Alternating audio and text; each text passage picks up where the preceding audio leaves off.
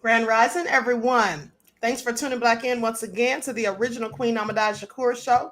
I'm your host, Queen Ahmadiyyah Shakur, and this is your morning wake up call. So, as you're coming in, please feel free to go ahead and subscribe to the channel if you haven't done so already. Be sure to click that notification bell and click the word all so that you're notified each time the Queen Goddess goes live. Also, don't forget to follow me on Instagram at Queen Ahmadiyyah Shakur. You can also follow the Queen Ahmadiyyah Shakur fan page on Instagram and Twitter. And you can follow the Queen on Twitter at DGoddess27. Be sure to go over to my website and subscribe, QueenAhmadiyyahShakur.com, so that you'll be added to my email list in case anything happens to the channel. All right, so I can get in touch with you. And let's get ready to get back into it. All right, let's get ready to get back into it. Okay. With that all being said, hello, Mr. Hotel, Edward, Ray Williams in the house, Queen Ahmadiyyah's fan page, Juju, that crazy beach Aries. All right. Silent D, Jawara is in the house, G from the land. Okay. JB1 is here. All right. Monica's in the house, Aboriginal woman, Just Biz, Deronda. Okay, let's get into it, beloveds. Let's get into it. Let me pull up my chat on my other phone. You all be careful of what you say in the chat because I already saw the bullshit coming. Because I put a message in the chat to any trolls that might show up, try to defend the shite that they can't defend. And YouTube obviously deleted it. So I had to retweet it. Repost it. Hey, Carmen, Monica, Derek. Okay, Venus in the house.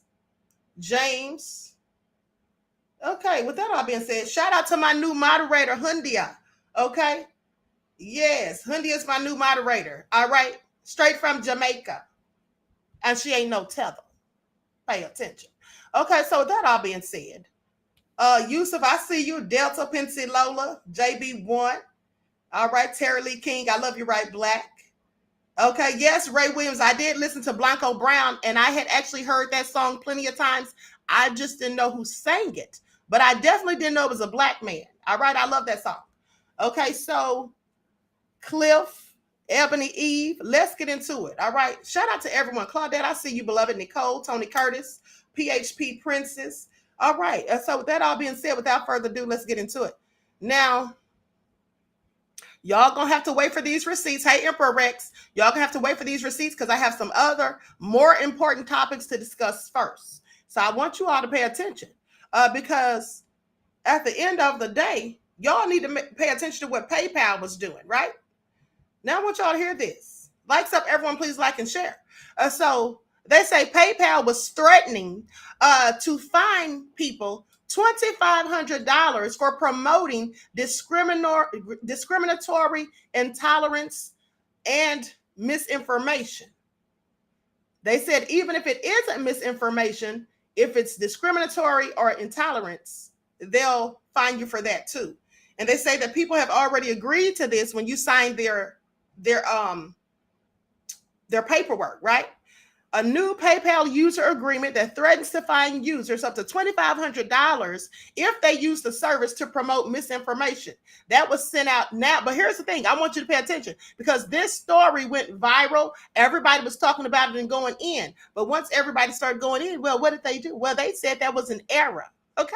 They said it was an error, that it was an accident. They didn't mean to send it out. No, they absolutely meant to send it out, as far as I'm concerned. How could you send something like that out by an accident? But when everybody started talking about boycotting PayPal and deleting their PayPal accounts, which I clearly was going to do, right? And I'm sure other thousands, hundreds of thousands of people were too. So when they thought about that, and after it went viral and everybody's talking all slick, so now they want to act like it was an error. Pay attention. So they say, the agreement that threatens to fine users up to $2,500 if they use the service to promote misinformation was sent out in error. According to a PayPal spokesperson, this is what they told Fox Business. Not only did people say they were going to boycott them and get rid of their accounts, people said they were going to, in fact, sue them. That's what people said also. So pay attention. So with that all being said, and pay attention because Elon Musk has affiliations with PayPal, and they said that he came out and spoke against it. Well, that's because he's got sense. Clearly, he didn't want to get the smoke. All right. So The updated PayPal acceptable use policy effective on November the 3rd included an expansion of prohibited activities, which includes the ending, posting, or publication of messages, content, or materials that meet certain criteria. Now, according to the updated PayPal user agreement, the company states that each violation could result in liquidated damages of $2,500 per violation, which would be withdrawn from their accounts. One of the violations listed, according to the agreement, is that users may not use PayPal services for activities that involve the sending, posting, or publication of any messages, content, or materials in PayPal's sole discretion promote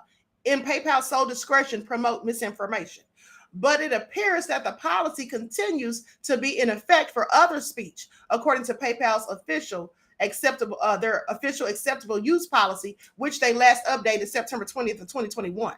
Now, violation of this acceptable use policy constitutes a violation of the PayPal user agreement and may subject you to damages, including liquidated damages of $25,000 or $2,500, okay, per violation, which would be debited directly from your PayPal accounts.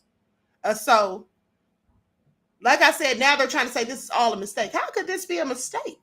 It sounds like they had this all set in stone, or so they thought.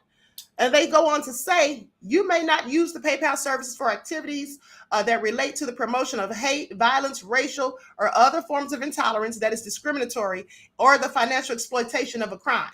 And the cited restricted activities hold policy makes clear that actions we may take if you engage in any of these restricted activities are determined based on PayPal making the decision in our sole discretion. So here's the thing. You may not have done any of the things that they say you can't do, but they can simply say that you did because it's in their sole discretion. Okay, so people were furious. Okay, so then, like I told you all, now they're saying it's all just BS. So they go on to say that presumably including distributing publications, or for that matter, buying publications, since that's an activity related to a transaction involving the promotion of certain views, it can just take $2,500 straight from your account. So I want you to pay attention because that's important. If they were saying that buying publications, so that could be a book that someone authored that they can say is misinformation. And you could order that book on Amazon and pay for it, or eBay, or wherever, and pay for it through your PayPal account, as many people often do. And then they could just snatch money out your account and say, hey, wait a minute, you were purchasing something that contained misinformation. Or you could buy a book that talked about something that was intolerant, discriminatory, or whatever. And they could say, well, you bought this. Well, you used PayPal to pay for it. So we're going to take money from your account. Now, I want you to pay attention, because what if people hadn't been complaining about this? And then there were some people who hadn't even heard about it. They could have gotten all their money snatched, right? At least $2,500 of it. Now they say, might you, for instance, be sharply criticizing a religion, for example, or saying things that sharply condemn, say, the government officials, police, FBI, etc., in ways that some might involve, some might say they involve or promote hate, or praising people who have acted violently. I mean, in what you think is justifiable self-defense as far as you're concerned, or in defense of others, or even war, a revolution. If PayPal thinks it's bad, they could just keep your money. But like I said, now they're saying they took that out, or put that out by mistake. So they say sounds like a good reason to think twice about using PayPal. I've just withdrawn the $1,000 that I have in my PayPal account, and I'm starting the process of disentangling myself from the service to the extent possible. Absolutely. I think I'm going to disentangle myself too, because they sound real crazy. They sound absolutely real crazy. Okay, Miss Hotel said, I'm still not going to use mine. They can sit down, honey. I'm not going to use it either. So moderators, I want you all to pay attention. If you see anybody in here trolling when I start dropping my receipts, right? Please make sure that you don't block them. Don't block them, because I'm going to be dropping the link So if anybody has something slick to say, they want to try to dispute or debate, I'm here for it. I got time today, and I will be dropping the link, okay? Because I want to see anybody try to dispute these receipts. That's all I'd say. All right. So some of y'all saying y'all never had accounts. Well, that's good, honey, because it sounds like they all up to some shady stuff as far as I'm concerned. Now, let's talk about this councilwoman. Protest calls for resignation. The resignation grows as LA council members recorded making racist remarks. So let's talk about it. Now, Los Angeles City Council President Nuri Martinez and Councilman Kevin De Leon are facing a growing chorus of protest and calls for both their resignations after they were caught on a recording making racist comments about another council member's toddler son. So they talking about people's children. I want y'all to pay attention, honey, to what these devils do. Now, Martinez and De Leon issued an apology Sunday. Don't nobody want your little sorry half-ass apology that you clearly don't even mean, because if you was really sorry, you wouldn't have said it in the first place. You see, they always come out and try to be apologetic after they get exposed and called out on the BS. No, you're not sorry, so they can save that and sit down somewhere. Now, so Martinez and De Leon issued an apology Sunday after the leaked audio from an October 21st conversation became public. In it, Martinez is heard referring to Councilman Mike Bonen's black son by a racist slur in Spanish and referring to his misbehavior during a parade by remarking, "I was like, this kid needs a beat down." Now, Bonen is calling for Martinez and De Leon to resign after making what he described as horrific racist slurs about his son. Bonen issued a statement Sunday calling for the city council to remove Martinez as president and for her to resign from her council seat. He added that De Leon and union head Ron Herrera, who was part of the conversation, should also resign from their positions. Bonen said that he was also upset at the tacit acceptance of the remarks by Councilman Gil Cedillo, who was also present at the time. They say, "We are appalled, angry, and absolutely disgusted that Nuri Martinez attacked our son with horrific racist slurs and talked about her desire to physically harm him." But this is what Bonen wrote in a statement with his partner, Sean Arion. "It's vile, abhorrent, and utterly disgusting." Bonen says his son was just under 3 years old at the time of the 2017 parade that they referred to in the conversation. So I'm going to read their entire statement. Family statement in reaction to the comments of Nuri Martinez, Kevin De Leon, Gil Cedillo, and Ron Herrera. They say, "We're appalled, angry, and absolutely disgusted that Nuri Martinez attacked our son with horrific racist slurs and talked about her desire to physically harm him. It's vile, abhorrent, and utterly disgraceful. The city councilman needs to remove her as council president immediately, and she needs to resign from office. Any parent reading her comments will know that she is unfit for public office. We love our son, a beautiful, joyful child, and our family is hurting today. No child should ever be subjected to such racist, mean, and dehumanizing comments, especially from a public official. It is painful to know that he will someday read these comments. We're equally angry and disgusted by the ugly racist comments about our son from Kevin De Leon and Ron Herrera, who should also resign their post, and by the tacit acceptance of those remarks from Gil Cedillo. It hurts that one of our son's earliest encounters with overt racism comes from some of the most powerful public officials in Los Angeles. As parents of a Black child, we condemn the entirety of the recorded conversation, which displayed a repeated and vulgar anti-Black sentiment and a coordinated effort to weaken Black political representation in Los Angeles. The conversation revealed several layers of contempt for the people of Los Angeles and a cynical, ugly desire to divide the city rather than to serve it. Signed, Mike Bonen and Sean Arion. Now, the remarks were made during a conversation involving Cedillo and De Leon and LA County Federation of Labor President Ron Herrera, focused on the politically sensitive process of redrawing council district boundaries. Their talk also touched on the efforts to replace Councilman Mark Ridley Thomas, who's been indicted on federal corruption charges. Now, it was not clear who recorded and initially leaked the conversation, which first appeared anonymously on Reddit, but was later removed from the site. The conversation was first reported by the LA Times. The site Knock LA preserved and posted the audio before it was taken down from Reddit. And so, like I said, they're not sorry. They're just apologizing now because they got called out on the BS. And that's just what it was. So here's the recording. I'm going to share my screen so you all can hear it. Likes up, everyone, please like and share. Exactly, Root Trackers. There is no apology. They can sit down somewhere as far as I'm concerned. Always trying to fake apologize after they get exposed. All the, folks like with that's going, he did call me. He wants to have breakfast with me. What's taking him so long? I just said, hey, we need to talk.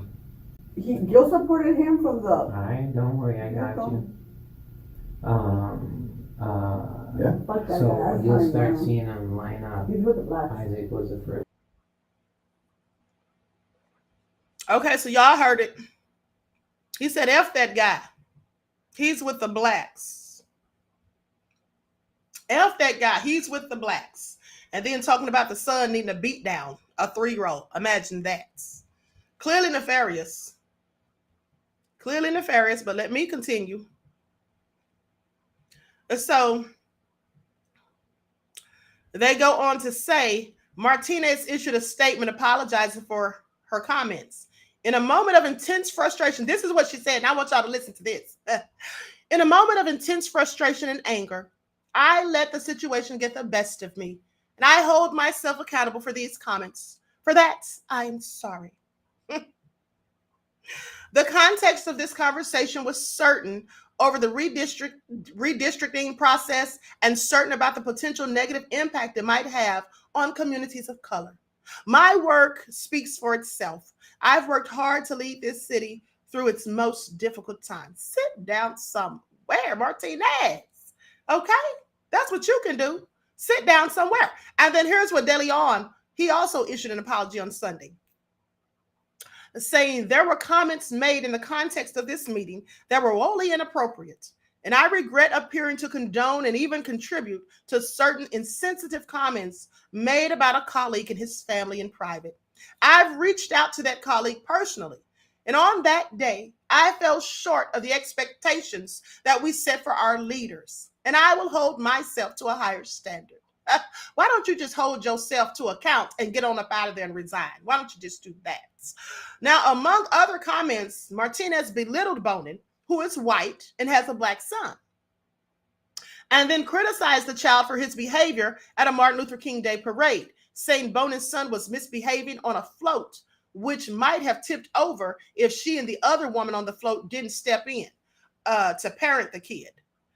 They raising him, this is what she says, they're raising him like a little white child. I was like, this kid needs a beat down.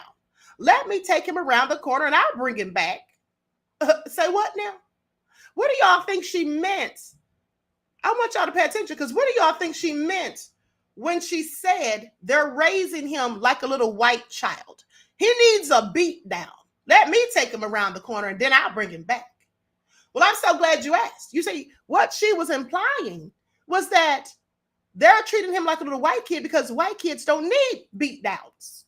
Black ones do. So let me just go ahead and give him what he needs. That's what she was basically saying. That's exactly what she was saying. Now, Martinez also called the child Es Chanquito, Spanish for that little monkey. Oh, that's what she said, Es Chanquito. Okay, so De Leon also criticized Bonin, saying Mike Bonin won't ever say peep about Latinos. He'll never say a effing word about us.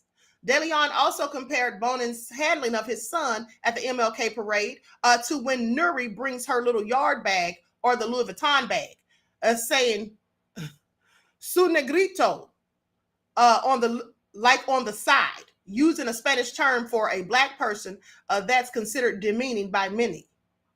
Su negrito. That's what he said. Low down, dirty devil. Now, Cedillo, who was present for the conversation but was not reported to have made any offensive remarks himself, issued an apology for not intervening. He says, I want to start by apologizing. While I did not engage in the conversation in question, I was present at times during this meeting last year. It is my instinct to hold others accountable when they use derogatory or racially divisive language. Clearly, I should have intervened.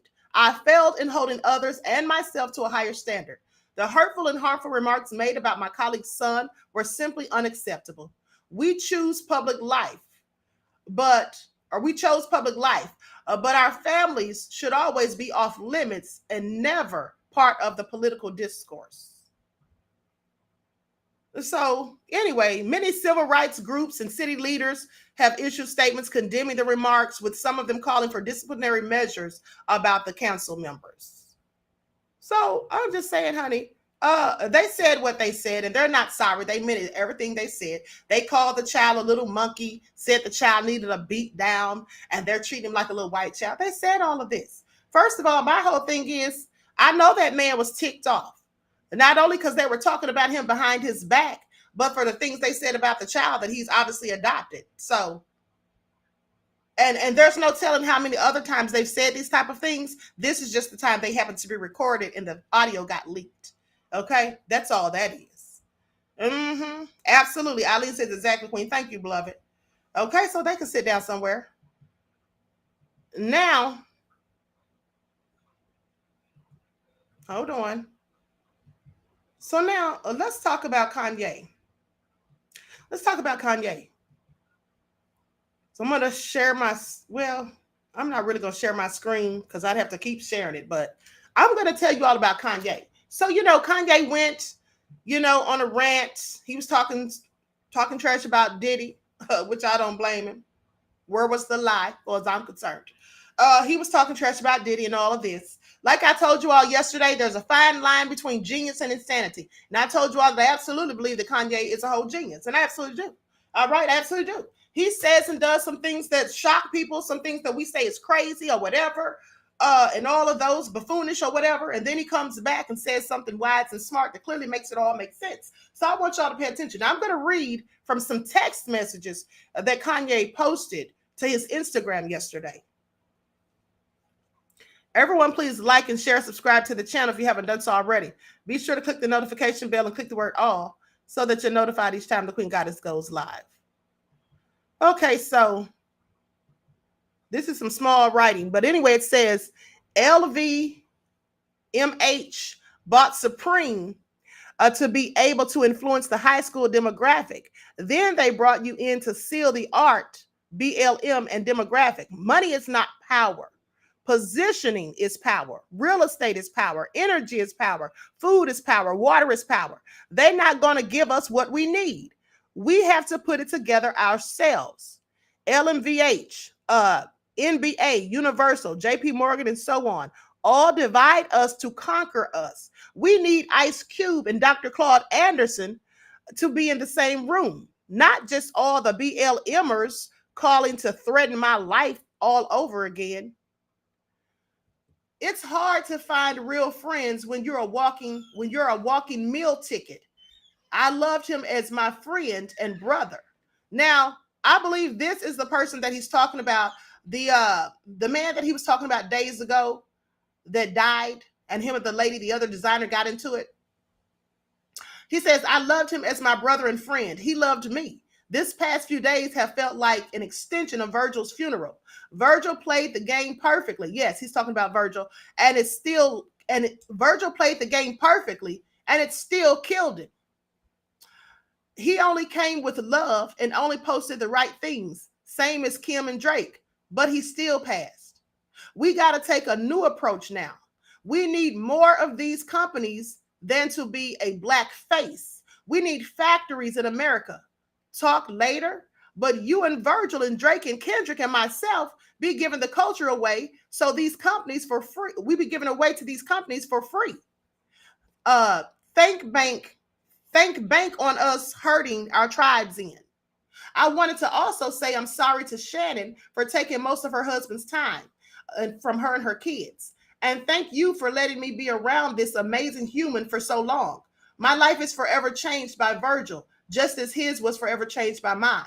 As a Christian, Tremaine, I'm sorry for always judging for being an atheist, because these texts have brought out something in me that I needed to express, but I couldn't find the words for until now. I thank you that you've been tremendous. It's hard to find real friends when you're a walking meal ticket. Now, he owns some real estate. And what do we own? Braids, the word ninja, and drip. $4 million of Balenciaga drip. And I ain't never get paid a dime. We let the colonizers colonize us. We need Martine Rose we need Martine Rose though. No cap.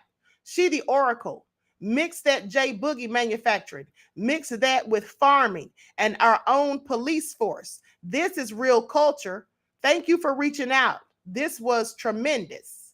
And then the person replies and says, and you hired me because I worked for Frank on Blonde/Endless and Boys Don't Cry magazine. You know art. He says, these tremendous teas about to go crazy though. The person says, I guess this is your long-winded answer to why you didn't get invited to your brother's funeral. Talking about Virgil. He says, so he is my brother then. We as a people have lost the ability to farm for ourselves. We all take jobs at white companies, and whether we like the fashion or not, Bernard Genius is in business. He don't give a F about those posted text messages. He owns real estate. And what do we own? I have made mistakes. I scream at Virgil. I was jealous of Virgil. I felt betrayed and lied to by Virgil. I felt he gave Drake the green diamond watch just to F with me.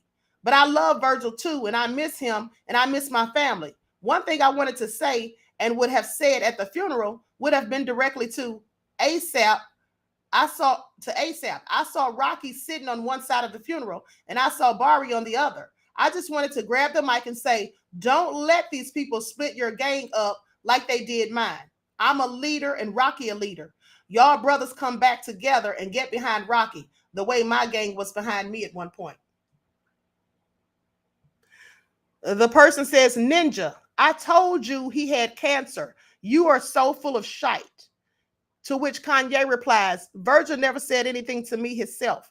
I spent the most time of my life with my mom, second most time with Kim, third most with Virgil. I only hired you because I'm wondering if this LVMH is Louis Vuitton took Virgil. Yeah, that's who it is. Louis Vuitton took Virgil. And I love the way you dress and I miss you.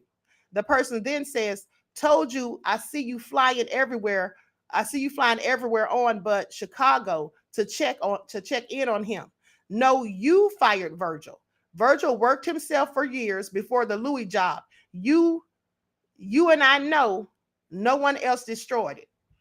You still ain't tell the people why you weren't invited at Virgil's private funeral. Why you rode on him when you knew he was sick. That's the ether.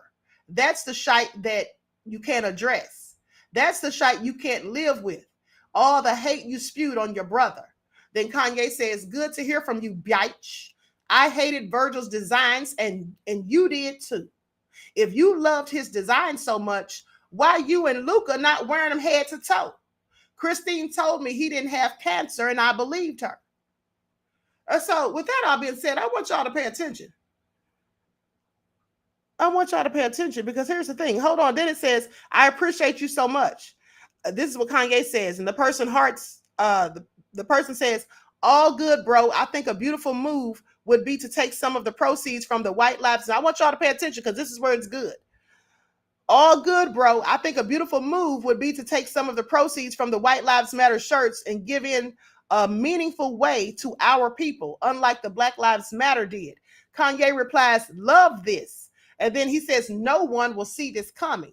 And then they say, White Lives Matter. Ha, ha, ha. Laughing emoji. Kanye says, I thought that was so funny. What did you like about it? And then they say that a black man was declaring the obvious. So I want y'all to pay attention to this. Because I told y'all yesterday Kanye was a genius. So let me break this down for anyone confused. Kanye, I told y'all he did it on purpose with the White Lives Matter. I told you he was clout chasing and likely trying to get publicity for his fashion show, which he did, because everybody started talking about the White Lives Matter, and they started talking about KJ said it's still stupid. It could be stupid, okay, but pay attention. So with that all being said, the whole thing is, y'all remember how I exposed Black Lives Matter? Y'all remember I exposed them, and then 3 days later, the lamestream media exposed them with my receipts? So Black Lives Matter was collecting money from black people, $90 million in donations in the year 2020 alone. And when I showed you all the receipts that they gave this money to an organization called Act Blue that was directly tied to George Soros and was directly tied to the Democrats, and the biggest vendors were Bernie Sanders and Joe Biden. So I am Joy says I remember. Mental Stimulator says I remember. So y'all remember that, right? So with that all being said, at the end of the day, I actually read those text messages backwards because I started at the last one and went to the first. But the first one was him telling Kanye, let's go ahead and make these shirts and let's give the money to a black organization, unlike Black Lives Matter. So that's why Kanye did it. He did it to draw attention to his fashion show, but he also did it to make the money to give to a black organization. Now, I can't be mad at that. I can't be mad. Yes, he flipped the script. That's what he did. He did to them what they have been doing to us for years. And I also want you to pay attention that when he was on Tucker Carlson, you see Tucker Carlson and Fox News, we already know how they get down with the little anti-black BS that they spew. But when Kanye went on there, they thought that Kanye was going to go on there and be buffooning, right? And acting a whole fool and talking grease about black folk. But Kanye went on there and started talking about genocide, how they trying to kill black people, and how Margaret Sanger with the eugenics and all that stuff. He started talking about all that, talking about Hebrews and all that stuff that they don't want to hear. Do y'all remember the part where Tucker said something about, oh, I see why they're mad at you, right? So yes, he absolutely flipped the scripts. He absolutely flipped the script. James said Kanye handled that interview. Yes, he did. And so I'm going to tell y'all like this. Some of y'all might still think it's stupid. I absolutely think it was genius. I absolutely think it was genius. Just like the person said that was talking to him in those texts, they'll never see it coming. And they didn't. But here's the thing. I told y'all yesterday that I thought it was so funny how black people from the hood were burning Kanye's shoes, right? They were so quick to flip the script on Kanye. I almost flipped the script on him too, to be honest. But they actually flipped the script on Kanye and just real quick and burned his shoes. But I told y'all yesterday, these same people didn't burn their Gucci when Gucci blatantly made that racist blackface turtleneck. They still draped in Gucci in the hood. So miss me with it, vanity slaves. All right? If you can turn on Kanye because you think he said or did something you didn't like, why y'all don't turn on the other people when they do it? That's all I would like to know, why y'all don't turn on them. Because that's what y'all never seem to do. Black people collectively. I'm just saying. Make it all make sense. All right? Okay, Asha said, right. Me too at first. Yes. But you know what made me backtrack and come to my senses and start using my critical and analytical thinking skills? Because I said, wait a minute. Kanye's not crazy.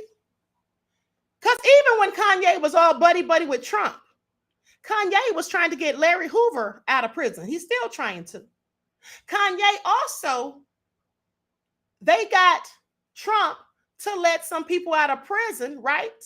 They used their connections to Trump to get black people out of prison. What's that lady's name? I can't remember. The woman who had like a life sentence and she'd been there for like 20 years. Y'all remember that? So there's always a method to Kanye's madness. All right, there's always a method to his madness. Miss Hotel said he's not crazy. He knows exactly what he's doing. Yes, that's why he's a genius. Because he can do something that makes us think he's crazy. It can sound crazy or look crazy. But in the end, I promise you, he always makes it make sense. All right? He always makes it make sense. Now, I'm going to tell you like this. If all of us black folk could think like Kanye and learn how to flip the script on those who oppress us, can you imagine how powerful we could be? Just the thoughts. I think her name was Alice Johnson, said Laura Wynn. Thank you, beloved. Yes, that is her name, because I knew it was Alice something, but yes, that's her name. So with that all being said, now let's talk about this fake hate crime. Let's talk about this fake hate crime. Let's talk about Tariq Nasheed, who is nobody but another Jussie Smollett. Let's get into it. Now, for any of you trolls, you about to get your feelings hurt. You about to get your feelings real hurt and thrown in the dirt. And if I see you trolling, talking slick in the chat, I'm going to drop you the link so you can get on here and say it to the queen's face. Because I want all the smoke. You see, I ain't no punk ice bitch like Tariq is. Because, see, the first thing Tariq did was he started crying like a little old baby to his subscribers. Family? I said family? They done threatened me, family. It's all a hate crime, family. Family, we got to do something. That's why we need an anti-black hate crime bill, family. They done threatened me. Sit down somewhere, bussy rake. I want to tell y'all something.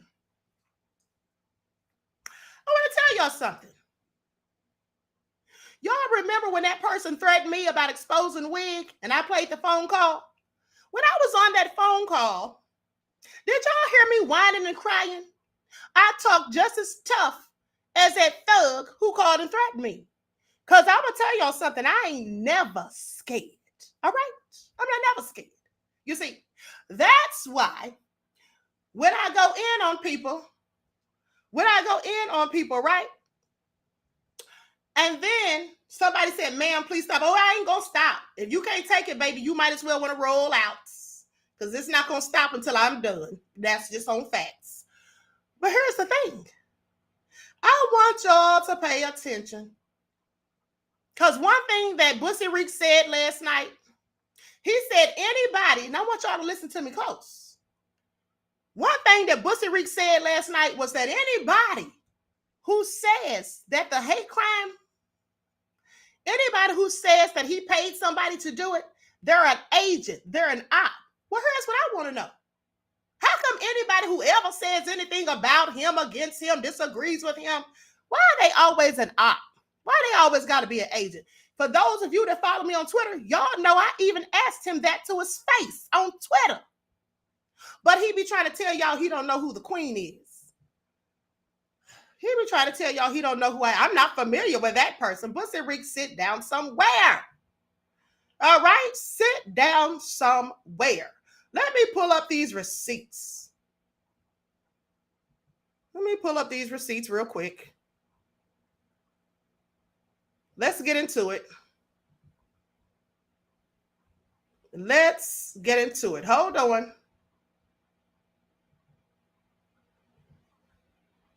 And I just want y'all to know that I'm not here to expose everything about Tariq. Not today.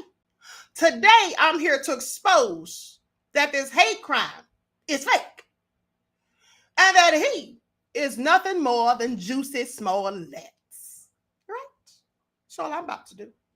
But hold on. Let's go to Exhibit A. Now, Tariq told y'all that he don't know who the queen is. So I want y'all to pay attention because this is really finna hurt some of y'all's feelings. It's only going to get worse from here. Pay attention. So he said that he don't know who the queen is. Jussie Le Bousset. Okay? Absolutely cannot. But here's the thing. He told many of his minions that he didn't know who I was. He's unfamiliar with me. But he's thrown numerous subliminals at me. He never says my name. He's smart enough not to do that. But he has thrown numerous subliminals at me. That's the only reason I ever came for him. That's the only reason I started talking shite about him, because he threw subliminals at the queen. I don't start nothing, but I promise you I can finish it. Now, I never said nothing about Tariq but nice things. I always shouted him out. I always supported him. I have all of his DVDs from Hidden Colors to 1804. I got it all. Buck Breaking, I went to see it, bought 2 tickets, one for me and my best friend. All right. I went to the FBA conference and I bought one of those high price tickets, a VIP ticket. So, say what now? So, for anybody who wants to try to allude to the fact or say or imply that I am a hater, you got me all effed up because the queen hates on no one. You see, you don't have to be a hater when you got the truth. You don't have to be a hater. And here's the thing. So, with that all being said, I'm about to show the first receipt. He said he doesn't know me, but yet he got mad because I gave myself credit. And y'all remember because I called him out on this too. And I called him by name. It wasn't a subliminal. I called him out when March the 16th of 2022, I broke that story at 9 a.m. in the morning on my backup channel about the whole thing that was going down in Mason, Tennessee. But he wanted the credit because after I broke the story, he took my talking points, ran to Twitter, posted the story. It went viral because he has all these subscribers. Because unlike him, I'm shadow banned. So with that all being said, once the story went viral and got all that traction, I even gave him credit. I said Tariq posted it on Twitter and then it caught fire, right? And went viral. Well, that wasn't enough for him. He didn't want some of the credit. That ninja wanted all the credit. And then he says to me subliminally, yeah, I understand y'all some small YouTubers. I understand you want to get credit because you feel like people ain't giving you no credit, but don't do that. Don't act like white supremacy. That's what they do. Don't act like white supremacy. Tariq, you are white supremacy, just shrouded in blackface. So sit down somewhere. But anyway, Claudette said, yep, you sure did. Thank you. Okay, so here's the first receipt for the ninja who said he don't know me. Pay attention. He doesn't know me, but we went back and forth on Twitter about a month or so ago. But he don't know me though. He been knew who I am because he been stealing my talking points. Who is in this picture? There you go, Bussy Reek, straight no chaser with the Queen Tina Berry, her husband, and the Queen. Now I'm sorry. I want y'all to pay attention. Now you can say, well, he takes pictures with a lot of people. Maybe he don't remember you. Let me tell y'all something. When I first entered the building at the World Congress Center here in Atlanta, when I first walked into the building, when Bussy Reek saw me, he tapped me on my shoulder. And he said, what's up, sis? I said, what now? But he don't know me though. He talked to me about his documentary and he said we would talk later. Well, of course, that was a lie. He was never going to put me in his documentary. He was just saying that to my face. He really wasn't going to put me in it because he couldn't put me in it, you see, because he steals my talking points. Well, he doesn't really do it now since I exposed Wig and I showed the timestamps of how she was using my talking points that I had already said days prior. I can do the same thing to him. Don't get me started. But he knew that if he puts me in his documentary, then people are going to start following me, some of his people, and then they're going to see that he's been stealing my talking points. Either that or he won't be able to steal them. That's all I'm saying, right? But that's nothing yet. That was just a little minuscule. That was just to prove that he's lying when he tells y'all he don't know me. Of course he knows me. Of course he knows me. And then ask yourselves this. Ask yourselves this. I've been on YouTube for 2.5 years, even though they took my channel for 8 months, but I still been on YouTube, right? Now, I have almost 30,000 subscribers. Would have more if I wasn't shadow banned. I was also on Fly Nubian Queen for months before I started my own channel, but he don't know me. But you know people like Brandon from Pan-Africanism Strikes Back, and Brandon has a much smaller platform than me. How do you know Brandon? How does he know the Latino man whose video he showed you all? No Religion. I believe that's the name of his channel. How does he know that man? That man has 26 subscribers. So you mean to tell me you know somebody who got 26 subscribers? You can go find their video and you know exactly who they are, but you don't know who the queen is. Okay, cute. Let's get into it. So here's where I'm going to start at with a hate crime. Now, he said that they committed a hate crime against him. So let me pull up what he's calling a hate crime. Like I said, if you're one of his minions, your feelings about to be hurt, so you might want to leave now. Don't start talking slick in the chat. If you want to talk slick, click that link because I'm going to drop it. Let me just go ahead and drop the link now anyway, in case somebody feels froggy. Let me just go ahead and drop the link right now. If you feel froggy, just click the link. That's all you got to do. I have no problem. See, unlike Tariq, I don't have to mute you if you're saying something I disagree with. Unlike Tariq, I don't have to say you're babbling because you have an opposing view or opinion. Unlike Tariq, I don't have to call you an agent because you don't like what I'm saying. The link's in the chat. Let me drop it again for anybody who wants to come up here and say something. Now, Tariq is slick. Give credit where it's due. Give the devil his due. He's slick. But you see, the thing about being slick is you can't out-slick a can of oil. And that's what the queen is, okay? I'm a whole can of oil in this piece. So miss me with it, Jussie Reek. So hold on. Now, so for the so-called hate crime, let me pull this up. Let me pull this up real quick. This is it right here. This is it right here. Let me share my screen. This is it right here. Make sure y'all can see that. So y'all see that, right? Y'all see that? Let me enlarge it. Let me enlarge it.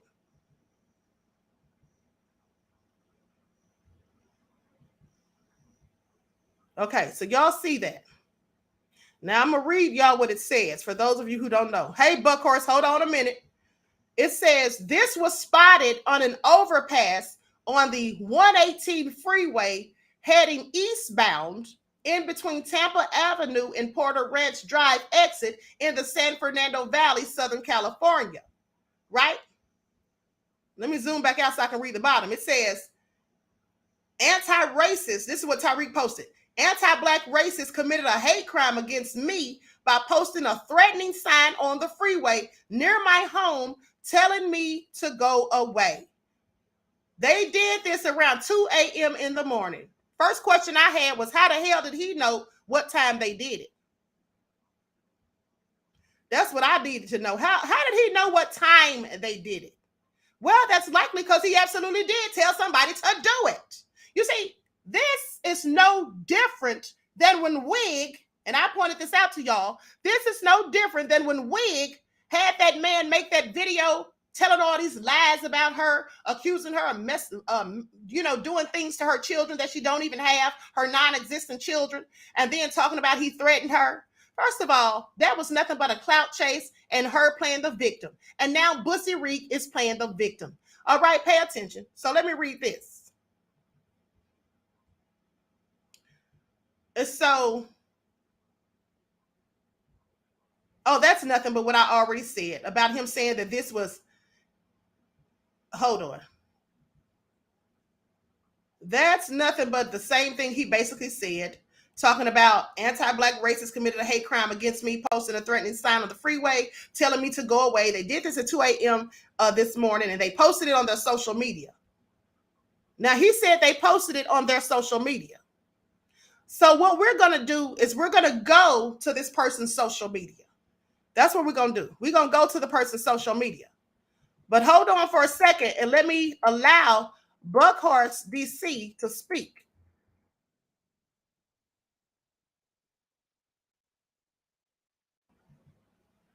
Hello, beloved. Go ahead and give us your thoughts.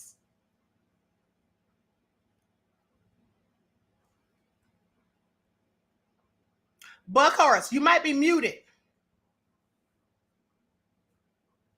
Buckhorse. We can't hear you, beloved, if you're saying anything. Okay, so I'm going to take you off the screen. Couldn't hear what Buckhorse was saying. Now, Terry Hill said, Marcus, you crafty demon. Oh, yeah, he's crafty, all right. He's crafty. Okay? But y'all remember watching Scooby-Doo? Y'all remember how in Scooby-Doo, the criminals would be doing all kind of nefarious things? And then Scooby and Scrappy and all of them, Shaggy and all of them, Veronica and all of them, they would come and expose the whole fraud. And then the person at the end, the perpetrator would always say, and I'd have gotten away with it too, if it hadn't been for those pesky kids. That's me. That's what Tariq is saying right now. Bussy Reek is saying just that. So here's the thing. Let me just show y'all something. Because at the end of the day, this is what he said. Now, let me find this guy's. Hold on just a second. Let me find this guy's info real quick. Likes up, everyone, please like and share. Thank you in advance. He put my glasses on.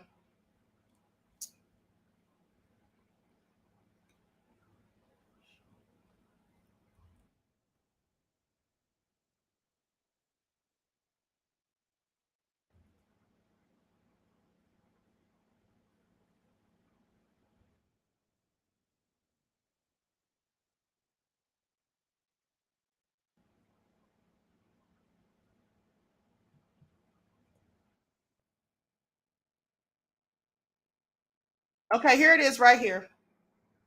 Let me pull my chat back up on my phone. Hold on. Okay.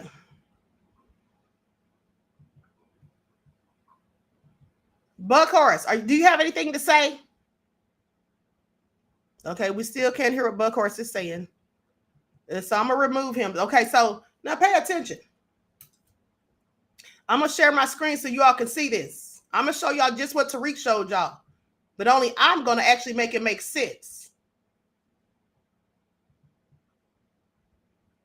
So y'all see this, right? Now I'm going to tell y'all how he lied. I'm going to tell y'all how he lied. He said this person right here was one of the people who put that banner up, right? He said they posted it on their social media. This is one of the people. And then he went to a video of another person, No Religion. He went to No Religion's YouTube channel and showed a video of the man talking trash about him. He tried to make you, he said, I'm sorry, Queen, I don't know how to unmute. Oh, darn, beloved. What you need to do is where there's a phone icon or like a microphone icon, beloved, it should be like a red mark across it showing that you're muted, and you just click that. Okay, so if you want to try to join again, go ahead. Now check this out. So he tried to make his people think that this was two different people. This is in fact the same person. You see, he kept saying, family, if y'all know who this person is, family, the person's name is something Baptiste. He kept calling them. Hold on, let me see what he called them. And he said, if y'all know who this is, my LA people, if y'all know who this person is, let me know who he is. Well, I'm going to let you know who he is. Okay? Because I did some research. Find out who this person was. All right, so pay attention. What did he call him? He called him something Baptiste. That's what he kept saying. They got Richard Batista. That's who he said he is. Richard Batista. Okay. So now, this person that he showed on the video that he said threatened him, talking about giving him all the smoke. And he said this was another one who supposedly was in on it. Well, that's the same person. That's the same person. All right? The same person. But hold on. Now, I want y'all to hear something. I want y'all to hear something because I'm about to play for y'all what that man really said on that video. You see, Tariq is very good at painting narratives. That's why he doesn't like for people to speak in opposition to him. That's why he mutes their mics, because he doesn't like people telling truth to his lies. So with that all being said, when he showed that video on his when he showed No Religion's video, he showed you a 30-second clip. Context is everything. I'm going to play for you what he really said. So pay attention. And here's nothing. Let me say this first. When somebody says, I'm going to give you all the smoke, how is that even a threat? I say that all the time. I say that to people all the time. And I tell people, I want all the smoke. I say, I'm going to give you all the smoke. That doesn't mean anything threatening. That just means I'm going to come for you, and I got my receipts when I show up. Pay attention. Now, if you got receipts and I want you to drop them, that's why I say I want all the smoke. So let me add Desmond on here. Go ahead, Desmond. What's up? How you doing, Queen? How you doing today? I'm good.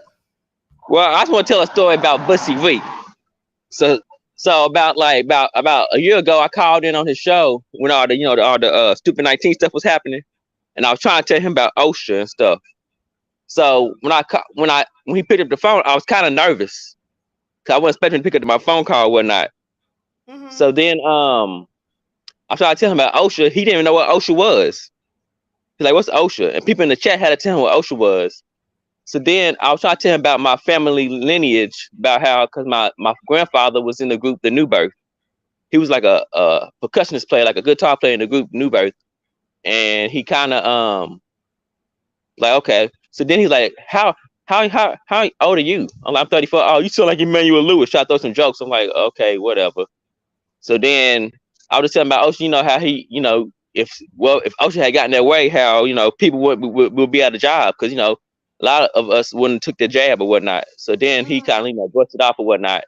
So then when I got the phone with him, when he kind of watched me off the phone, he kind of did a comment like, "Oh, he's thinking like he's kind of weird, a little weirdo, like call me a weirdo and whatnot." So I kind of like, "Oh, okay." So it's like, yeah, now, so I'll never call into your show again, you punk ass or whatever. But that's all I wanted to tell you about that story or whatnot. Yeah, he probably was mad or salty because he didn't know what OSHA was, and when you said it, that threw him off. So his next thing was to try to demean you. That's what he does, beloved. Okay, thank you for sharing that. No problem. All right, peace. Bye. Okay, so now I want y'all to listen to this. Now, I can't show this man's video because I don't know him, but his channel is called No Religion Radio, and I'm about to play you excerpts from his channel. Okay, hold on. Stop right there. Somebody named Jody Norris said, "Johnny, that's what I think too. YouTube gossip. Let's focus on addressing bigger issues." Well, here's the thing. If you think it's gossip, why are you on here? Blocked. Okay. Anybody that thinks this is gossip, y'all don't say the same when Tariq is saying stuff. When Tariq is calling people out, when Bussy Reek is going in on people, y'all don't say it's gossip. Okay. So Jody Norris, you know where you can go with that. All right. Johnny too. Let me find Johnny. Because here's the thing. If you got something to say, I already dropped that link. Johnny, you want to get on this live with me? Because we can get it popping. If you think it's gossip, get on here and tell me why. And then after you're done, tell me why you don't think it's gossip when Tariq is doing it. Huh? Minion, clown, fool, idiot. Okay? One who doesn't have, original thought. Because all you do is mimic what Bussy Reek says, yo zaddy. Here's the link. Like I said. All right. Anybody got a problem? Click the link. Don't sit in my chat and talk greasy because you will get blocked. If you know the link is in the chat and you can't click it, if you can't get up here and be bold and say it with your chest, like Bussy Reek loves to say it with your chest, because I'm here for it. You see, I ain't no scary coward. I don't have to mute you. I don't have to sit here and say you babbling. I want to know what you got to say. So if you got something to say to the queen, get up on this live and say it. Here's your chance, minions. Get up on this live and let's get into it. All right? Until then, if you can't get on the live and click that link, then shut your mouth and pay attention when the queen's teaching. All right? So anyway, as I was saying, I want y'all to listen to this. This is the man who Bussy Reek said threatened him. Oh, yeah. Yeah, fuck him. Listen, I'm going to say this right now. Let me say this. I warn you all, he has a lot of cursing. He does a lot of cursing, okay? Before Tariq Nasheed and the FBA and all this shit, our groups were focused on white supremacists. And when we were combating white supremacists, people would ask, well, where's all the smoke? Where's all the smoke for the Wabos? Huh? Where's all the smoke for the fucking race shifting, grifting fucking FBA guys, huh? And all the associated groups. And I just remember we were all telling them, like we give all races smoke, bro. We give all races smoke. When American Cholo came out with his stupid shit, and you sleepy motherfuckers that were at the Power 106 protest with Connie Collins, who's the face of the organization. I told them, like, we told them, we called out the fucking cholo. So I'm gonna go and do this right now. Any Latino cop, because here's the thing: as soon as you put on that uniform, you're no longer which. Okay, I'm gonna pause it right there because what he said about cops can be misconstrued by ScrewTube as hate speech. So I'm gonna skip past that. I'm only gonna skip like a second. Okay. And I'll drop the link so you all can listen to the video in its entirety. Because I don't want nobody saying, oh, she's trying to paint narratives. No, I want y'all to listen to it for yourselves. You can listen to the whole thing. Are you gonna call out your fucking racists? Some of you fucking scamps that might be fucking watching me accusing me of being a racist. When are you gonna start calling out your shit? Because I feel like I'm watching Fox News or some shit, fucking nitpicking the story. Facts. Facts. Bussy reek. When are you gonna start calling your shit, huh? Clean up your fucking side, and then we can talk. And yeah, Latinos for Trump exist. Fuck those assholes too. Fuck them. On my live fucking channel. I need to do a dump. I can't put this shit on Spotify. You motherfuckers have me working overtime with this shit. But fuck them. How are you gonna tell me? How are you gonna tell me I'm a fucking racist when I'm literally saying fuck them?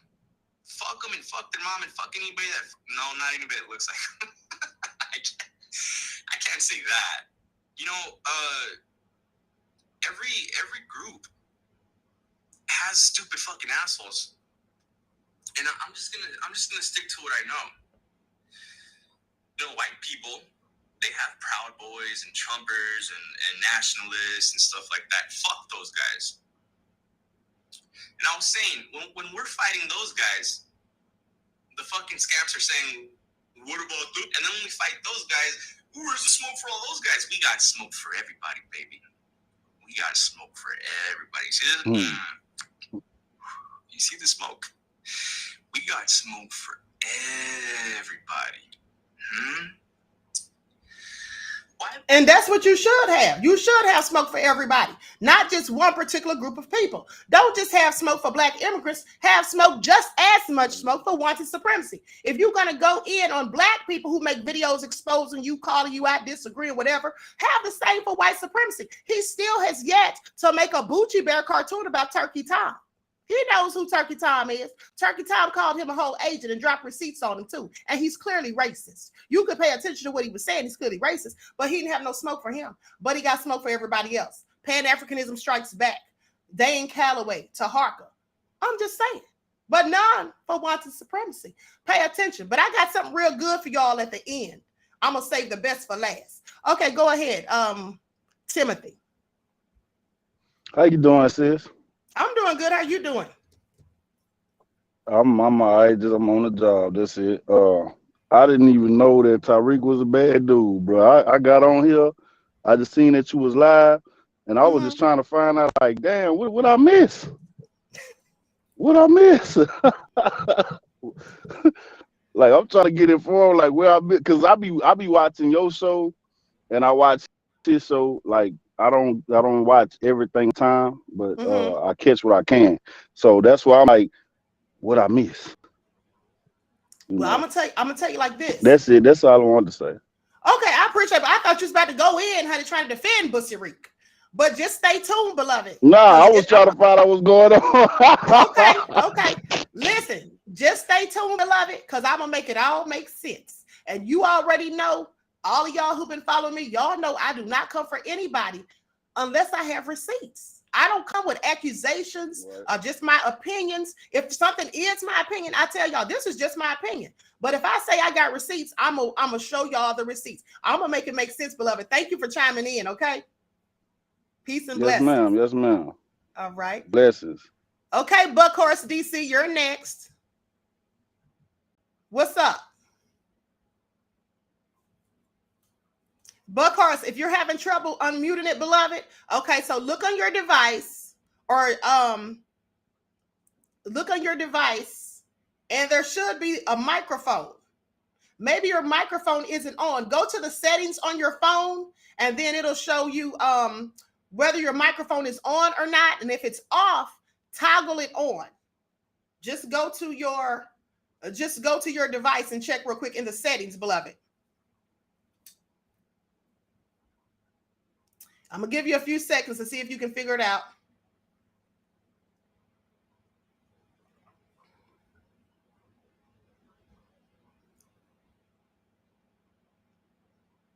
Yeah, that's what I told him, Silent D. Check the settings, Buckhorse. Now, in your settings, like I said, you should see something saying privacy. Go to privacy, click on privacy, and then you'll see some stuff come up. You should see microphone. And then click the microphone. If it's not toggled on, you're going to have to toggle it on. No, he's not a troll. This is one of my subscribers, beloved. He's not a troll. It's one of my subscribers. Okay, Bookhurst, I'm going to have to continue on, beloved. I got to drop these receipts. Got to drop these receipts. Okay, so hold on. Hold on. Because I got more audio. I might as well just keep these spectacles on. Okay. The fuck do you think I'm smiling? I do shit like this all the fucking time. And you know what? People come out of the goodness of their heart. They don't need to get fucking paid to show up. They don't need to get paid to show up. Apparently, you have to pay people to show up. Y'all motherfuckers are cyber bullies. You're an online presence. We're not. We do shit like this all the fucking time. So you want to escalate it? Escalate it. You want to start a race war? Understand this. Allegedly. You want to allegedly start a race war? Understand this. There's good people, and there's bad people on all sides. And all the good people, they have my back when it comes to you, you motherfucker. We're at 38 minutes.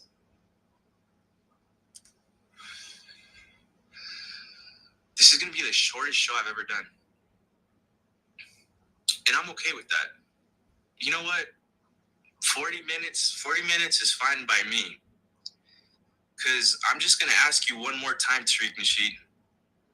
Don't keep them in the compound. Don't go down with your ship.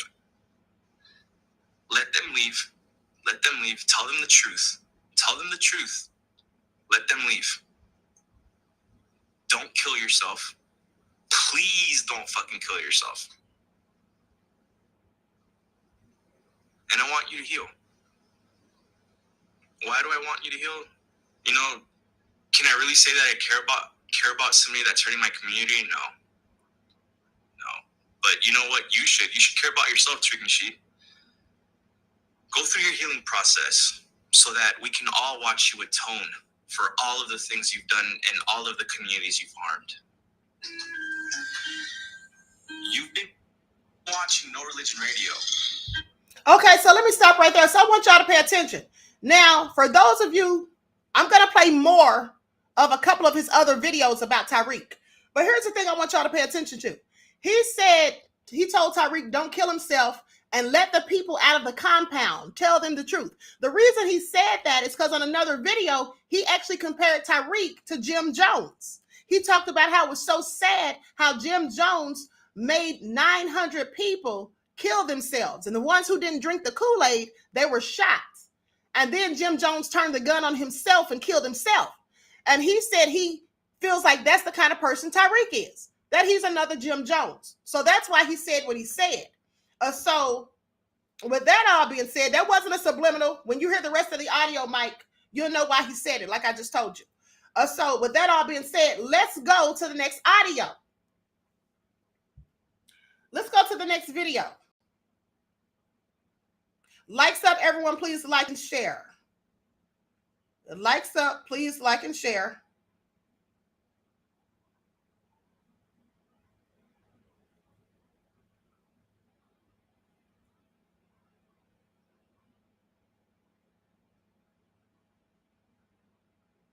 guys are seeing my effort. You guys are seeing that I'm out there doing stuff. And 6, I've been hashtagging them on everything. Go ahead, look at my posts. I hashtag Power 106 on everything. I was hashtagging Power 106 left and right when all this, initially started, when all this post Power 106 pull up, nonsense, started with all this online harassment we were receiving. Hold on. Some of you are asking me, who is this guy talking? Some of you are saying, where did I find him? I found him from Tariq.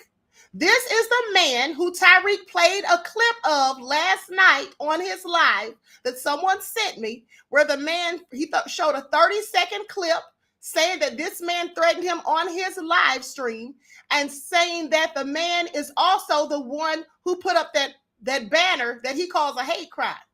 He also said that the person I showed you on the Twitter was another person who helped him do it, when in fact, the person on Twitter and this person on YouTube is the same person. All right? Pay attention.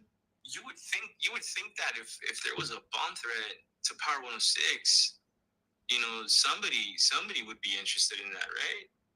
Somebody be kicking down the fucking door, because we know how there's certain keywords that you say, and automatically all your fucking electronics are listening in to see what the fuck.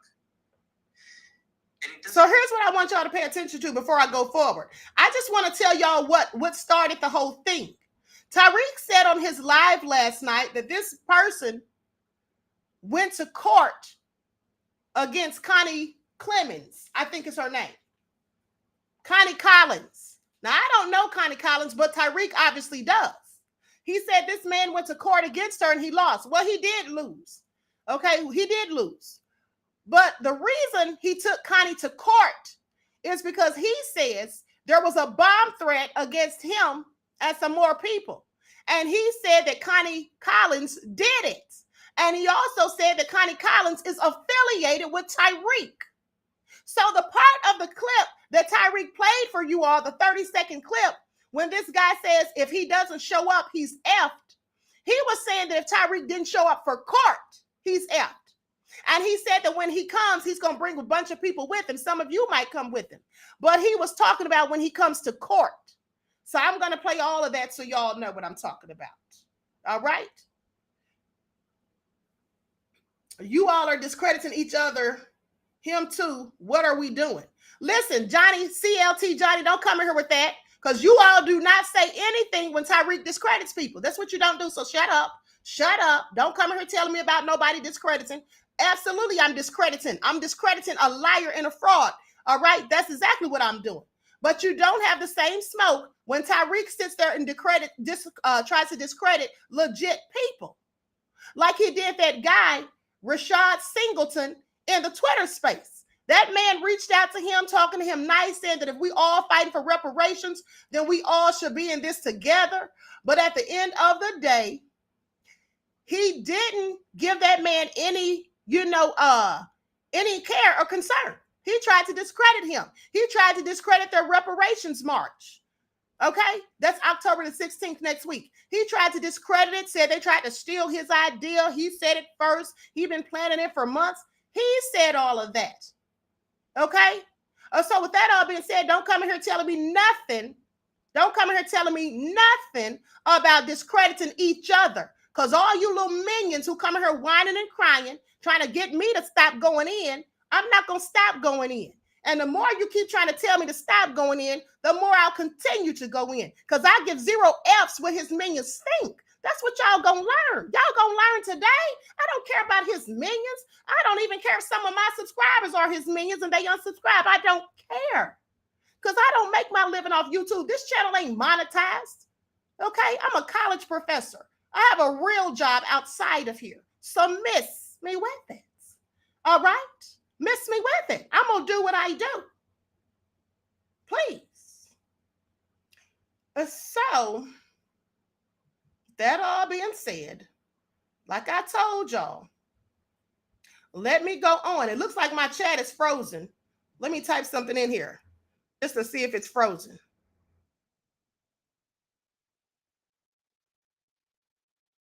If it is, I'll pull it up on my phone after I'm done playing these receipts.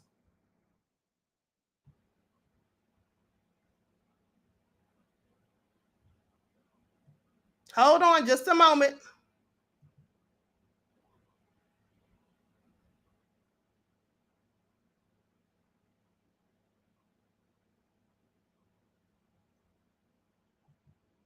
Okay, so there the chat's back working. Okay.